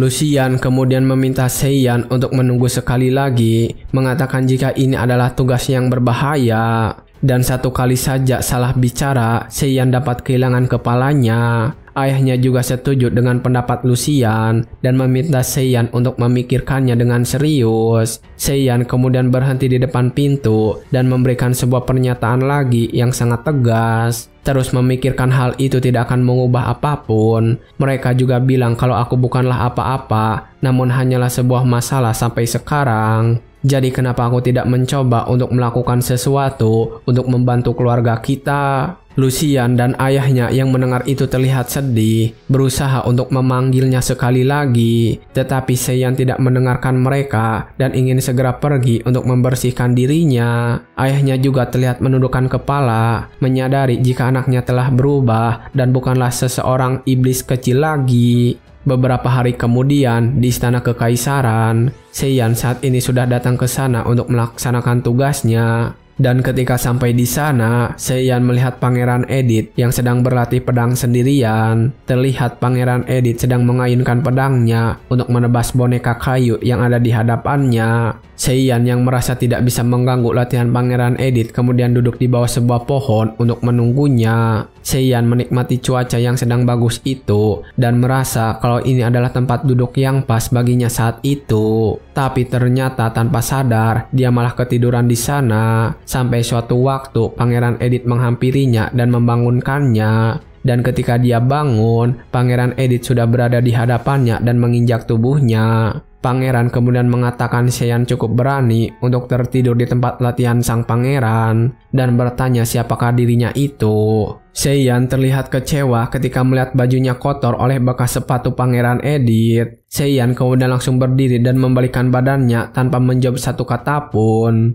Pangeran Edith kemudian kembali memanggilnya mengatakan jika dia tidak bisa pergi tanpa izin darinya. Seiyan langsung berhenti di sana dan bertanya apakah Pangeran Edith membutuhkan seorang teman. Dia mengatakan itu dengan wajah yang terlihat kesal. Pangeran Edith kebingungan ketika Seiyan bertanya tentang hal itu, dan karena Pangeran Edith tidak memberikan jawaban, Seiyan mengatakan akan pergi dari sana. Dia akan melaporkan kejadian ini, mengatakan kalau Pangeran Edith tidak menginginkan seorang teman seperti Seiyan. Tetapi ketika Seiyan kembali membalikkan badannya untuk pergi, Pangeran Edith langsung menangkap tangannya dan menghunuskan pedang ke leher Seiyan. Pangeran Edith juga langsung mengancamnya.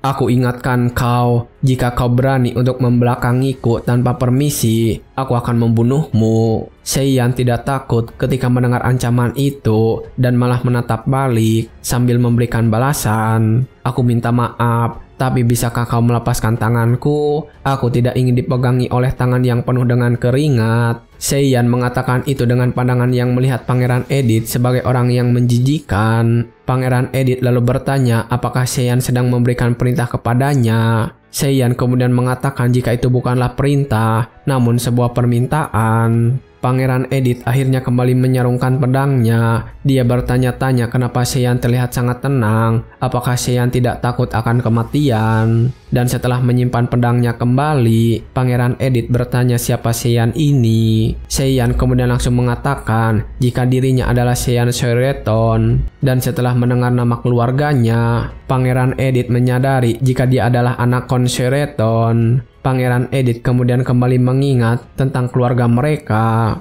Keluarga Shoireton, mereka bukan kekuatan besar atau keluarga kaya, tapi mereka dikenal karena integritas dan reputasinya yang baik. Mereka tidak pernah berpegang teguh pada kekuasaan, menggunakan nama mereka untuk mengumpulkan kekayaan. Dan setelah mengingat itu, Pangeran Edith bertanya ada urusan apa Seiyan datang ke sana. Seiyan yang mendengar itu merasa heran, karena merasa kalau Pangeran Edith tidak mengetahui cerita sebenarnya. Dengan wajah yang kesal, Seiyan kemudian menjelaskan, mengatakan kalau seorang pria tua yang suka membuat masalah menyuruhnya datang kepada Pangeran Edith. Dan setelah mendengar itu, Pangeran Edith langsung menyadari jika Lord Beheat yang memberikan perintah tersebut. Ketika melihat Pangeran Edith langsung menyadari namanya hanya karena petunjuk itu, Seiyan jadi bertanya-tanya seberapa bermasalahnya Lord Beheat itu. Dan setelah menjelaskan itu, Seiyan kembali membelakangi pangeran untuk pergi sambil mengatakan sesuatu. Dia bilang kepadaku untuk berteman denganmu, namun karena kamu jelas-jelas tidak membutuhkannya, aku akan pergi sekarang. Namun ketika dia melakukan itu, Pangeran Edith kembali mengancamnya, mengatakan jika Seiyan memiliki ingatan yang lemah. Pangeran Edith sekali lagi mengingatkan jika Seiyan tidak diperbolehkan membelakanginya sebelum mendapatkan izin darinya. Seiyan kemudian berhenti, berbalik dan bertanya apakah Pangeran Edith akan membunuhnya sekarang. Dan ketika Seiyan mengatakan itu dengan wajahnya yang santai, Pangeran Edith menyadari jika dari awal Seiyan memang menganggap kematian itu adalah hal yang bukan apa-apa. Pangeran Edith kemudian berhenti dan menyimpan pedangnya lagi, mengatakan jika dia tidak membutuhkan seorang teman, namun akan kasar jika dia tidak menerima seseorang yang dikirim oleh Lord Beheat tanpa menjamunya, dan meminta Seiyan untuk berjalan mengikutinya. Dan setelah berjalan beberapa saat, akhirnya mereka sampai di sebuah tempat. Ketika sampai di sana, Seiyan bertanya apakah tempat itu adalah sebuah perpustakaan.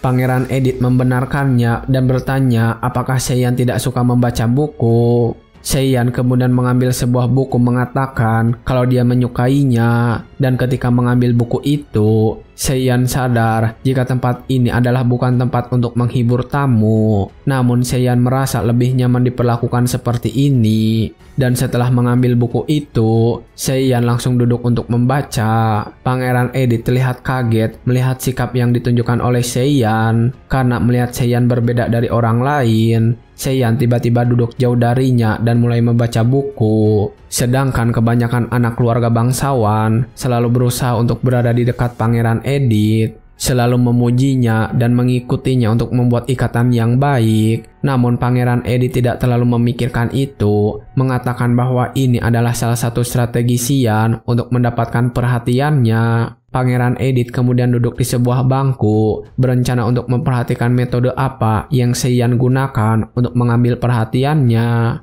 Namun setelah 3 jam, Pangeran Edith terkejut dengan hasilnya, karena selama 3 jam ini Seiyan hanya membaca beberapa buku di tempat duduknya tanpa melakukan hal yang lain. Dan itu membuat Pangeran Edith merasa tidak dianggap ada di tempat itu. Pangeran Edith mengatakan jika dia baru mengalaminya kali ini.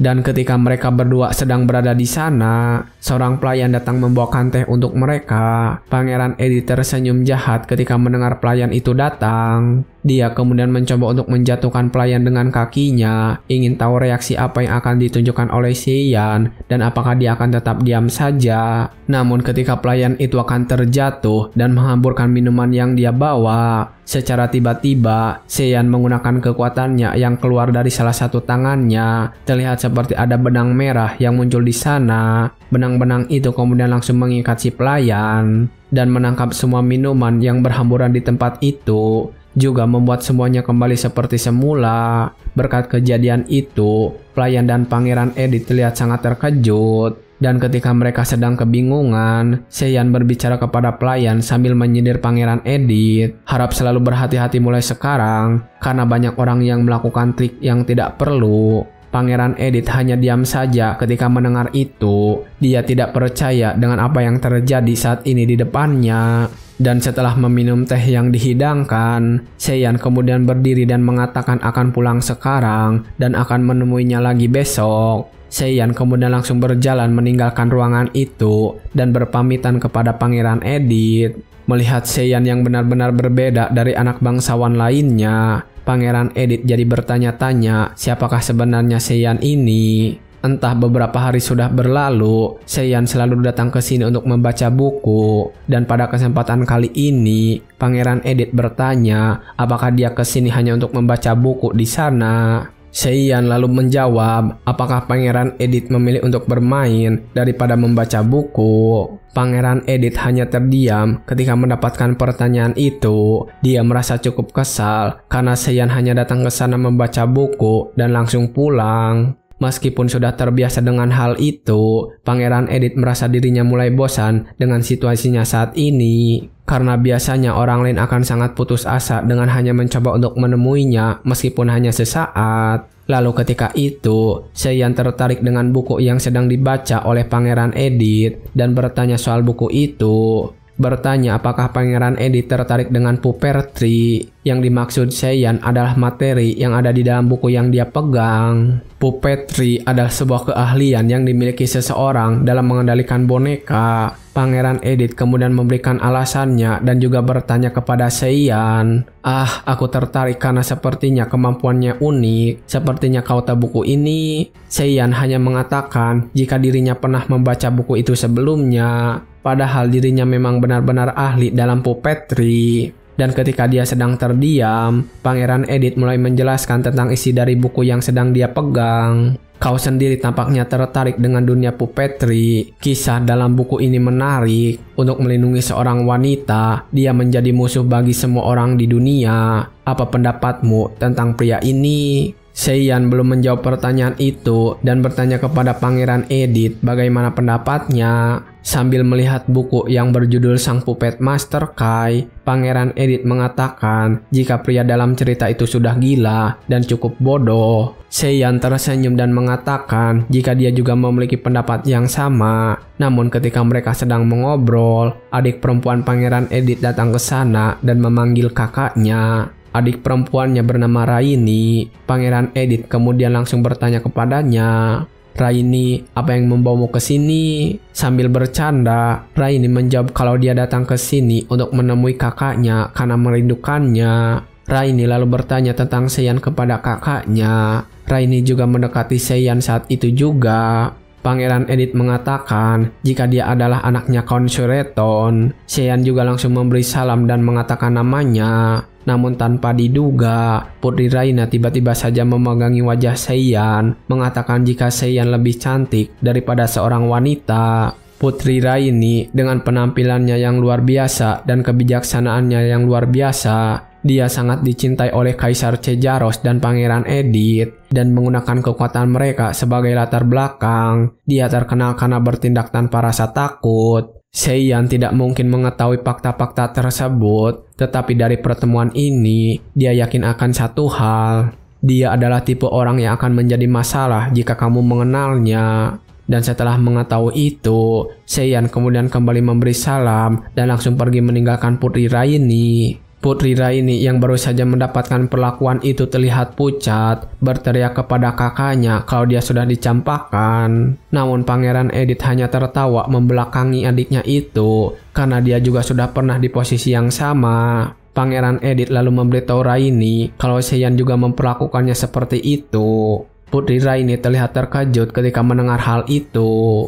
Putri Raini terkejut ketika mendengar ternyata Seiyan juga bersikap dingin kepada kakaknya. Padahal ketika Pangeran Edith marah, Putri Raini tidak bisa berbuat apa-apa dan mengeluarkan kata sedikit pun. Apalagi yang paling tidak disukai oleh Pangeran Edith adalah ketika dia diabaikan. Putri Raini semakin terkejut ketika melihat Seiyan masih selamat setelah melakukan itu. Bahkan bisa membuat Pangeran Edith tersenyum melihatnya. Berkat hal itu, Putri Raini menjadi tertarik kepada Seiyan dan ingin memperhatikannya lebih jauh. Ketika Putri Raini sedang menatapnya begitu, Seiyan tiba-tiba merasakan tubuhnya bergetar. Setelah selesai dengan urusan di kekaisaran, Seiyan kembali pulang ke rumahnya. Namun ketika dia sampai di sana, Seiyan terkejut ketika melihat kakaknya sedang bersama seseorang. Seiyan tentu saja langsung bertanya siapakah orang itu. Lucian kemudian memberitahu jika orang ini adalah temannya yang bernama Clip. Clip kemudian langsung tersenyum dan memperkenalkan dirinya kepada Seiyan. Dia benar-benar telah kehilangan ingatannya ya.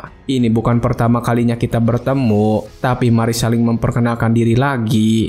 Aku Clip. Seiyan juga langsung memperkenalkan dirinya, dan ketika Seiyan membalas sapaan itu, Clip malah tertawa dan menunjuk Seiyan. Dia bertanya apakah Seiyan benar-benar orang yang sama seperti iblis kecil di masa lalu. Lucian kemudian menghentikan Clip bercanda seperti itu dan meminta Seiyan untuk duduk di sebelahnya. Dan setelahnya, Lucian menanyai Seiyan apakah hari ini baik-baik saja dan apakah ada masalah yang dialami. Seiyan mengatakan jika dia baik-baik saja, tetapi Seiyan menatap Clip dan mengatakan jika dia sedang mengalami sebuah masalah. Clip tersentak ketika melihat Seiyan menatapnya dan mengucapkan itu. Sementara Seiyan bertanya kepada kakaknya apakah dia dekat dengan Clip. Dan setelah mendengar Lucian mengatakan jika Clip adalah seorang teman lamanya, Seiyan berkata akan memberikan sedikit nasihat untuk Clip. Seiyan kemudian mengatakan nasihat itu dengan nada yang serius. Jika kau terlalu merindukan atau menunggu kematian, jiwa mereka tidak dapat dengan mudah meninggalkan dunia manusia. Atau ketika mereka meninggalkan secara tidak adil, jiwa merasa sulit meninggalkan orang-orang yang mereka percayai semasa hidup, seolah-olah memohon agar ketidakadilan mereka diselesaikan. Lucian yang mendengar itu langsung bertanya apa maksud dari semua perkataan Seiyan. Namun Clip sendiri sangat terkejut dan bertanya apakah Seiyan mungkin sedang membicarakan tentang anak kecil itu. Seiyan kemudian menjawab Clip yang terlihat sangat penasaran. Seiyan mengatakan jika dia tidak tahu siapakah anak kecil itu. Namun Seiyan pasti tahu salah satu orang yang sangat dekat dengan Clip telah mati dengan sangat tidak adil. Saat ini di dalam penglihatan Seiyan ada seekor malaikat maut yang menyeramkan berada di belakang Clip sambil membawa satu buah jiwa yang bercahaya. Dan ketika Seiyan sedang memperhatikan malaikat maut yang berada di belakang Clip, Clip sendiri kembali bertanya kepada Seiyan, kenapa dia bisa tahu kalau anak kecil itu sudah mati. Bertanya dengan kesal apakah Seiyan mencari tahu latar belakang Clip atau sejenisnya. Clip mengatakan tidak menyangka seseorang yang bahkan tidak bisa mengingat namanya dapat mengetahui itu. Seiyan kemudian langsung membantah hal itu, mengatakan jika dia yakin sudah bilang, Seiyan tidak mengetahui siapa yang sudah mati.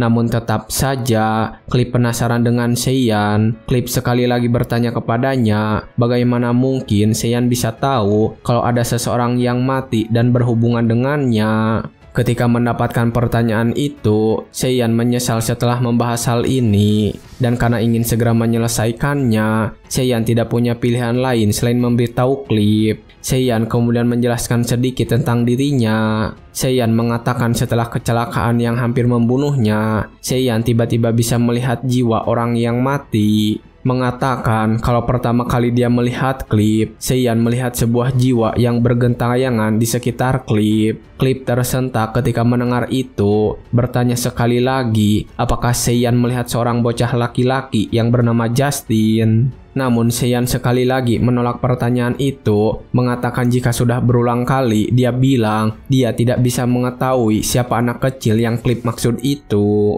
Dan Seiyan bahkan tidak bisa mengetahui itu adalah bocah laki-laki atau seorang gadis perempuan. Mengatakan jika dia hanya melihat sekumpulan cahaya, jiwa orang mati yang bergentayangan di dekatnya. Namun Seiyan tidak mengatakan kalau dia juga melihat malaikat maut yang sudah menunggu untuk mengambil jiwa yang bergentayangan itu. Clip terlihat terdiam ketika mendengarnya, namun setelahnya dia mengepalkan tangannya dengan kuat, mengatakan jika dia tidak bisa percaya begitu saja kepada sesuatu yang tidak masuk akal. Seiyan mengatakan kalau dia tidak peduli mau Clip percaya atau tidak kepadanya. Namun sebagai tambahan, Seiyan menjelaskan sesuatu lagi dan memberitahu Clip, jiwa yang menolak mengikuti malaikat maut akan lenyap dengan sendirinya setelah jangka waktu tertentu. Artinya ditinggalkan oleh Dewa Xainos, Dewa Kematian. Jadi ketika jiwa mengalami kematian yang tidak adil dan menolak mengikuti malaikat maut, dia akan tetap tinggal di dunia manusia.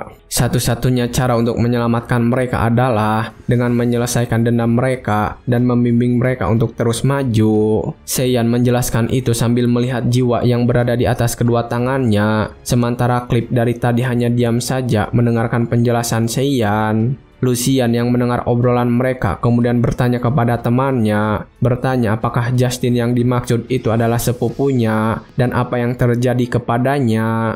Clip kemudian memberitahu kejadiannya kepada mereka di sana. Dia mengatakan kalau Justin di kediaman Kon 1 bulan yang lalu. Clip kemudian mulai bercerita kepada mereka berdua yang terlihat terkejut. Kejadiannya beberapa bulan yang lalu, paman saya, Konde Pilan, tiba-tiba pingsan sambil memegangi dadanya yang sakit. Namun kesehatan pamanku tidak pulih dengan mudah. Akhirnya purla tertua, Justin, diputuskan menjadi pewaris rumah bangsawan. Tapi kemudian, sebulan yang lalu, Justin tiba-tiba menghilang. Semua anggota keluarga berasumsi dia takut mewarisi rumah Kon dan kabur. Selain itu, ditemukan pula sepucuk surat dari Justin yang menyatakan bahwa ia tidak memiliki kepercayaan diri untuk memimpin rumah bangsawan tersebut. Dan kini, semua perhatian dan dukungan telah beralih ke Bellison, putra pamanku dari pernikahannya yang kedua. Tetapi Justin yang aku kenal, meskipun ia mungkin merasakan beban jabatan itu, bukanlah tipe orang yang mengabaikan tugasnya dan melarikan diri. Setelah menceritakan semua itu, Clip mengatakan kalau dirinya percaya Justin akan kembali suatu hari nanti. Clip mengatakan sangat tidak mungkin ketika Seiyan bilang kalau Justin sudah meninggalkan dunia ini. Namun Seiyan kembali memberitahunya sesuatu dan mengatakan sebuah alasan setelah mendengar semua cerita itu. Bagiku, itu kesimpulan yang paling jelas. Saudara tiri, anak sulung yang punya hak waris, bukankah itu sudah cukup menjelaskan? Clip kemudian sedikit tertarik dengan apa yang dikatakan Seiyan. Dia bertanya apakah Seiyan mencurigai bibinya. Seiyan lalu berkata jika dia hanya membicarakan tentang cerita yang umum di dunia ini, jika saudara-saudara bisa saling membunuh karena harta warisan, bukankah lebih mudah bagi saudara tiri? Namun klip menyangkal tentang itu, mengatakan kalau bibinya tidak akan melakukan hal keji tersebut. Dia memberitahu kalau meskipun Justin adalah anak tirinya, tetapi bibinya selalu memperlakukannya seperti anak kandungnya sendiri. Dan juga Justin selalu menyombongkan hal itu ketika setiap kali bertemu dengan Clip. Seiyan hanya mengatakan jika dia mengerti apa yang Clip katakan. Seiyan merasa sudah cukup memberikan nasihat kepadanya karena menganggap Clip adalah teman kakaknya. Namun ketika melihat jiwa yang gentayangan itu, Seiyan masih merasa bertanggung jawab sebagai mantan malaikat maut. Seiyan merasa tidak nyaman ketika melihat jiwa yang malang itu terus berputar di sekitar Clip. Dan karena perasaan itu, Seiyan kembali berbicara kepada Clip. Seiyan mengatakan kalau dari sudut pandangnya jawabannya sudah benar-benar jelas. Tetapi kalau Clip masih belum percaya, Seiyan mengatakan apa Clip ingin mencoba sebuah tes kecil. Seiyan mengatakan kalau mereka hanya butuh sedikit bantuan dari Konde Pilan. Kemudian di suatu tempat, ketika hujan lebat terjadi di malam hari, terlihat seseorang sedang berjalan di tempat itu. Ketika dia berhenti di sebuah tempat yang sangat sepi, dia melihat ke sana kemari, memperhatikan apakah ada orang di sekitarnya. Setelah semuanya aman, orang itu membuka sebuah pintu. Dan ternyata dia adalah seorang perempuan. Tepatnya dia adalah istri kedua Konde Pilihan, ibu tirinya Justin. Dan ketika dia memasuki ruangan itu, Lord Xainos datang ke sana menyambutnya. Selamat datang, Anda tiba lebih awal dari perkiraan. Ibu tiri Justin terlihat tersipu malu ketika melihat Lord Xainos yang cukup rupawan. Kemudian dia bertanya apakah itemnya sudah disiapkan atau belum. Lord Xainos mengatakan jika semuanya sudah siap dan meminta ibu tirinya untuk mengikutinya. Ibu tiri Justin kemudian mengerjakan mengikuti Lord Xainos menuju lantai berikutnya. Dan ketika mereka sampai di sana, terlihat sebuah lingkaran sihir yang bercahaya di sana. Dan terlihat Justin yang sedang duduk di atas lingkaran sihir itu. Ibu tirinya terlihat sangat terkejut karena menurutnya itu benar-benar sangat mirip dengan Justin. Ibu tirinya dia mencoba memanggil namanya. Dan ketika dia melakukan itu, Justin juga menjawab dan memanggilnya ibu. Ibu tirinya itu langsung memegangi dadanya, merasa tersentuh ketika mendengar itu. Dia kemudian menatap Lord Xainos mengatakan jika boneka itu benar-benar sangat sempurna dan bertanya tentang pembayarannya. Lord Xainos kemudian menjawab jika dia merasa senang jika puas dengan boneka itu. Lord Xainos berkata jika pembayarannya boleh dibayarkan nanti dan Lord Xainos sendiri yang akan mengambilnya. Ibu tirinya kemudian setuju saja dengan pembayaran itu, kemudian segera memanggil Justin untuk ikut bersamanya. Justin tanpa membantah langsung saja mengikuti ibu tirinya untuk pergi dari sana. Lord Xainos hanya mengucapkan selamat tinggal kepada mereka dan meminta sang ibu tiri agar tidak melupakan janjinya. Dan setelah mereka berdua pergi, Seiyan segera masuk ke ruangan itu berterima kasih kepada Lord Xainos. Lord Xainos kemudian menjawab dengan tatapan yang seperti menikmati perasaan kali ini, mengatakan kalau sekiranya ada sesuatu seperti ini lagi, meminta Seiyan untuk memanggilnya karena terasa sangat menyenangkan. Mengatakan kalau dia sudah bosan terlalu menghadapi kematian setiap hari. Seiyan yang mendengar itu merasa tidak percaya jika Lord Xainos bahkan bisa bosan dengan kematian itu. Seiyan juga saat ini merasa kesal karena berapa kali pun dia memanggilnya sebelumnya, Lord Xainos tidak pernah muncul sekalipun. Namun ketika ada masalah seperti ini, Lord Xainos tiba-tiba muncul dan mau membantu. Seiyan juga mengatakan jika dia sudah tidak marah lagi saat ini. Dan setelah mendengar jawaban itu, Lord Xainos tiba-tiba berbalik dan seperti ingin pergi dari sana, mengatakan jika teknik puberti Seiyan menjadi semakin menakutkan. Seiyan atau Kai mengatakan jika itu semua berkat Lord Xainos yang tidak menghapus ingatannya sebelum dia menjadi malaikat maut. Lord Xainos tiba-tiba saja berhenti ketika mendengar itu. Dia kemudian mengatakan jika Kai adalah orang yang meminta untuk tidak menghapus ingatannya. Bertanya apakah Kai menyesali itu. Dan jika memang menyesal, Lord Xainos bisa menghapusnya saat ini juga. Kemudian dengan wajah yang terlihat sedih, Kai atau Seiyan memberikan jawaban. Tidak, mengenang masa itu seumur hidupku, inilah hukuman yang kupilih.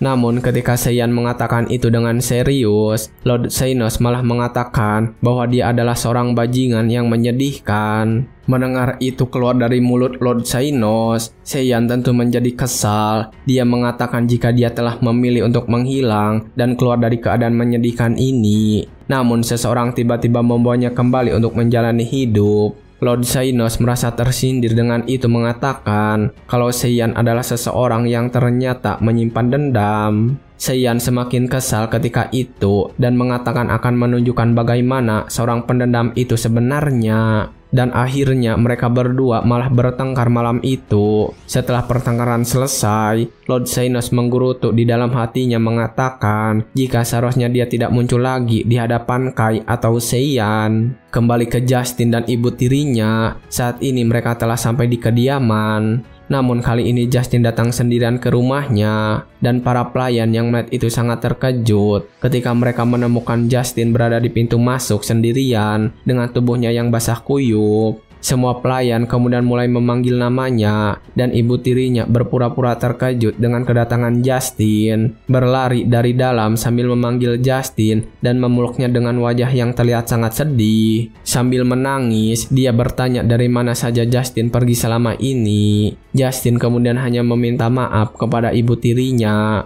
Ibu tirinya kembali berpura-pura mengatakan jika sudah lebih dari cukup hanya dengan melihatnya kembali ke rumah ini. Kemudian dia mengajak Justin untuk menemui ayahnya yang telah mencarinya selama ini, dan ternyata sandiwara itu berhasil. Para pelayan menganggap jika ibu tirinya benar-benar telah menderita selama ini, bahkan mereka menganggap ibu tirinya adalah orang yang paling menderita dan bersedih di rumah ini, meskipun dia bukan ibu kandung Justin. Para pelayan yang menganggap ibu tirinya adalah benar-benar nyonya yang baik. Sementara itu ketika membawa Justin untuk pergi menemui ayahnya, ibu tirinya tersenyum jahat mengatakan jika dia masih bisa melanjutkan rencananya dan tidak akan menyerah dengan itu. Sementara itu saat ini di Kekaisaran, Pangeran Edith sedang duduk di perpustakaan sendirian. Namun ketika dia sedang di sana, Putri Raina datang menghampiri, bertanya apakah Seiyan tidak datang kembali hari ini. Pangeran Edith mengatakan jika Seiyan tidak datang lagi hari ini. Dan ketika mendengar itu, Putri Raina terlihat sedikit kecewa. Pangeran Edith yang melihatnya kemudian menggodanya,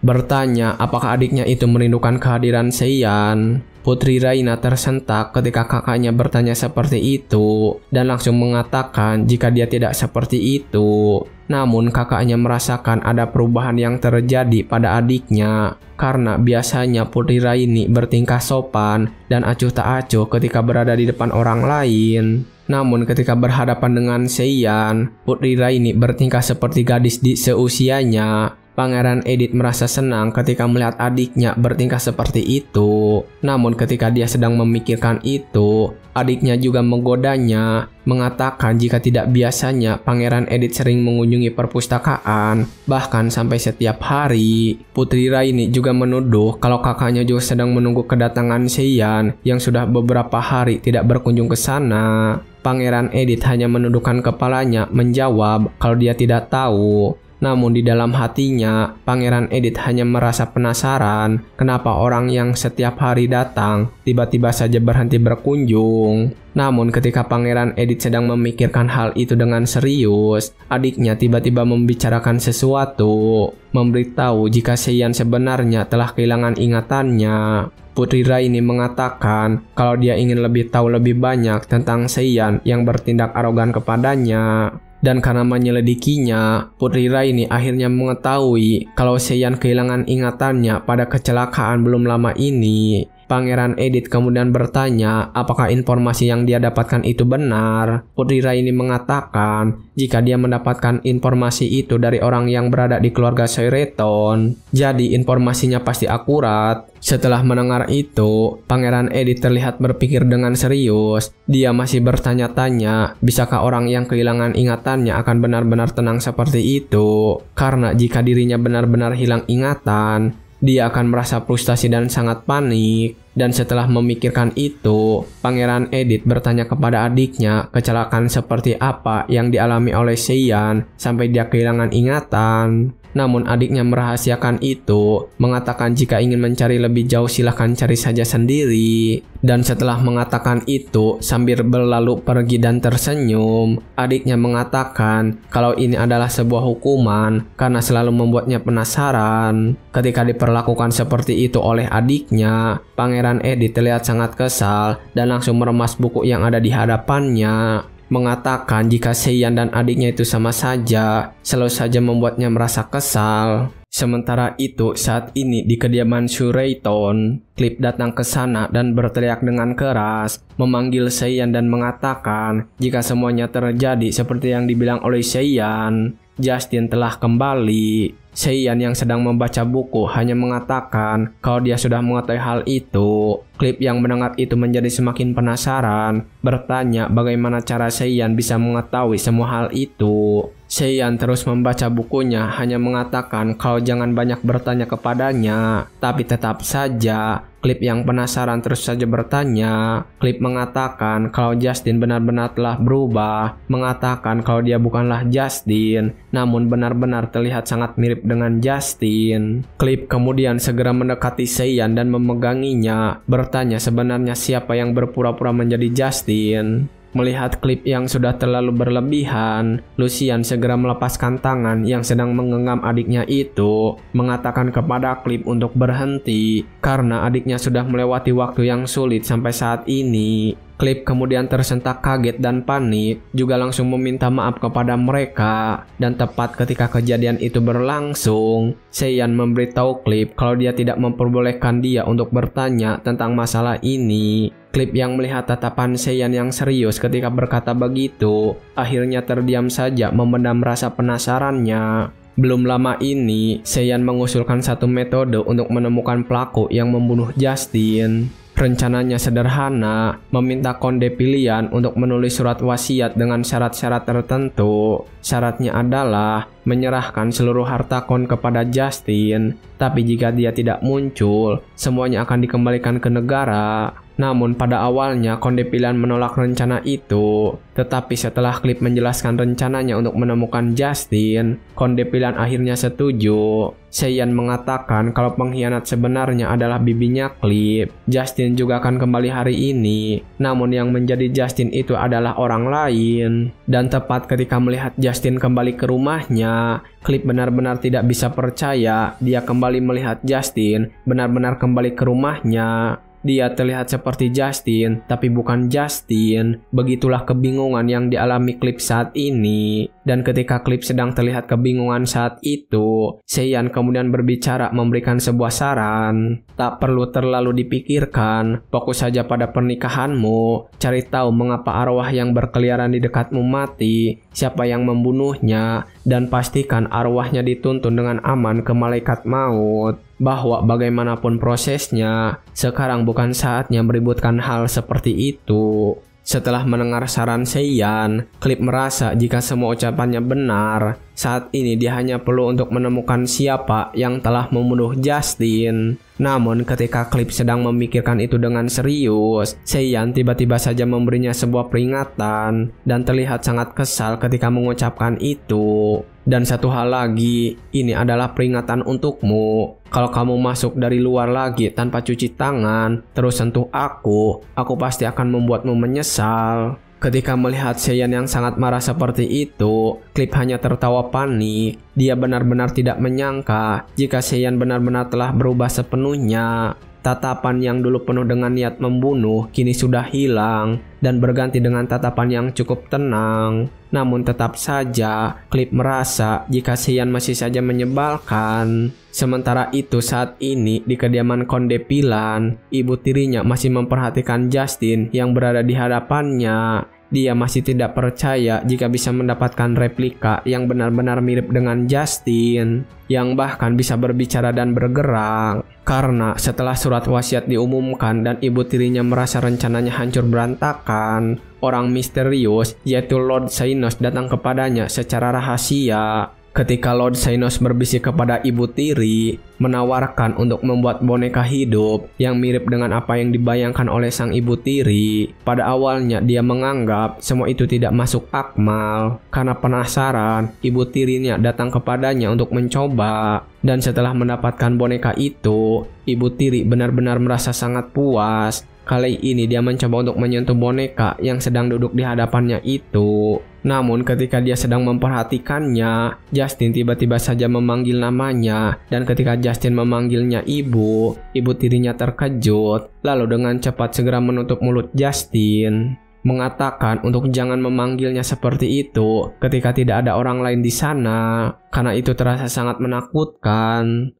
Wajahnya terlihat sangat ketakutan, terukir jelas pada ekspresinya. Dan ketika masih sedang memegangi wajah Justin, tiba-tiba saja Justin menangis. Justin bertanya kepada ibunya, kenapa dia melakukan hal yang kejam itu kepadanya. Ibu tirinya langsung panik dan melepaskan tangannya. Dia mengatakan omong kosong apa yang sedang Justin bicarakan. Dia juga sangat terkejut karena Justin benar-benar mengeluarkan air mata yang asli. Dan ketika Justin mencoba menyentuhnya, ibu tirinya langsung mendorongnya dengan keras, mengatakan untuk jangan pernah mencoba menyentuhnya. Dan setelah itu, dia langsung pergi kabur dari sana, berencana untuk segera menemui Lord Xenos lagi dan melaporkan tentang boneka itu. Setelah beberapa saat, akhirnya dia sampai di tempat yang kemarin. Dia juga langsung berteriak dengan keras, memanggil Lord Xenos. Lord Xenos yang sedang duduk di sana kemudian bertanya, ada masalah apa dia kembali ke sana? Ibu tiri itu langsung saja menjelaskan jika ada yang salah dengan boneka yang dia terima, karena boneka itu menangis dan mengeluarkan air mata, mengatakan kalau bonekanya menatapnya dengan tatapan yang penuh dengan kebencian. Namun ketika dia sedang melaporkan itu, Lord Xenos hanya diam saja, tidak memberikan tanggapan. Dan ketika ibu tiri itu kembali komplain, Lord Xenos kemudian memberitahunya, mengatakan jika itu memang terjadi dari waktu ke waktu. Lord Xenos juga memberikan penjelasan tambahan, mengatakan kalau terkadang roh yang tidak tahu bahwa dirinya telah mati akan menghuni boneka yang tampilannya persis seperti dirinya. Ibu tiri yang mendengar itu langsung ketakutan. Itu terlihat jelas terukir di wajahnya. Namun ketika dia sedang ketakutan seperti itu, Lord Xenos memberitahunya sesuatu, bahwa ada cara untuk membuat roh itu menghilang, yaitu dengan menemukan mayat aslinya. Ibu tiri yang mendengar itu seluruh badannya menjadi gemetar ketakutan. Sementara Lord Xenos terus menjelaskan dengan serius, ajari roh itu bahwa boneka itu bukan tubuhnya, bahwa ia sudah mati. Temukan mayatnya dan bakar, itulah satu-satunya cara. Dan ketika mendengar bahwa itu adalah satu-satunya cara untuk menyelesaikannya, ibu tiri langsung bermandikan keringat. Dia memikirkan tentang cara tersebut dan untuk mencari mayatnya. Kemudian setelah mengetahui itu, ketika malam hari sudah semakin larut, ibu tiri kemudian pergi sebuah danau. Dia ke sana bersama 2 orang yang sedang menaiki perahu. Dan setelah beberapa saat menunggu, akhirnya perahu itu datang menghampiri ke pinggir. Ibu tiri segera menghampiri perahu itu, bertanya apakah mereka menemukan mayatnya. Mereka berdua mengatakan jika mereka berhasil menemukannya, namun suatu keanehan terjadi. Ibu tiri tidak peduli dengan omongan mereka dan memintanya untuk membawa mayat itu kepadanya. Mereka berdua terlihat begitu ragu, namun karena sudah dipaksa, mereka langsung membuka kain yang menutupi mayat itu. Dan ketika melihatnya, ibu tiri tersentak kaget. Dia terkejut dan bertanya-tanya kenapa mayat Justin benar-benar tidak mengalami perubahan sedikit pun. Bahkan tidak ada tanda-tanda membusuk pada mayat itu. Itu terlihat sama saja seperti dia, Justin, ketika masih hidup. Kemudian orang yang mengambil mayatnya mengatakan bahwa ada suatu keanehan lagi. Dia memberitahu kalau batu yang mengikat mayat Justin berbeda dari batu yang sebelumnya mereka gunakan. Ibu tiri bertanya apa maksudnya batu itu berbeda. Orang itu menjelaskan jika waktu mereka mengikatnya, mereka menggunakan beberapa batu kecil yang diikat bersamaan. Namun kali ini batu yang mengikat tubuh itu adalah sebuah batu yang cukup besar dan berbeda dari batu yang mereka ikat. Ketika mendengar itu, Ibu tiri menjadi semakin kebingungan, namun dia tidak terlalu memikirkannya. Dia langsung kembali sadar dan meminta mereka untuk segera membakar mayat tersebut. Tetapi ketika orang-orang tadi mulai membawa mayat Justin, Cheyenne datang ke sana dan mengujudkan Ibu tiri. Cheyenne juga langsung berbicara kepadanya. Kau sudah melakukan kejahatan besar, dan sekarang kau ingin melakukan kejahatan dengan menghilangkan mayatnya. Ibu tiri terkejut ketika mendengar itu dan bertanya siapa Cheyenne. Cheyenne dengan tenang mengatakan jika mengetahui siapa dirinya tidak akan mengubah situasi saat ini. Ibu tiri merasa kesal mendengar jawaban Cheyenne dan meminta orang-orang yang untuk segera mengurus Cheyenne saat itu juga. Namun ketika mereka berdua sedang mendekati Cheyenne, Lucien datang ke sana dan menggunakan pedangnya untuk menghalangi orang-orang itu, mengatakan jika mereka berani mendekati Cheyenne, dipastikan mereka semua akan mati. Di sana juga muncul klip yang juga menghunuskan pedangnya ke salah satu orang itu. Ibu tiri terkejut ketika melihat klip datang ke sana dan memergokinya, dan ketika dia sedang menangis terkejut,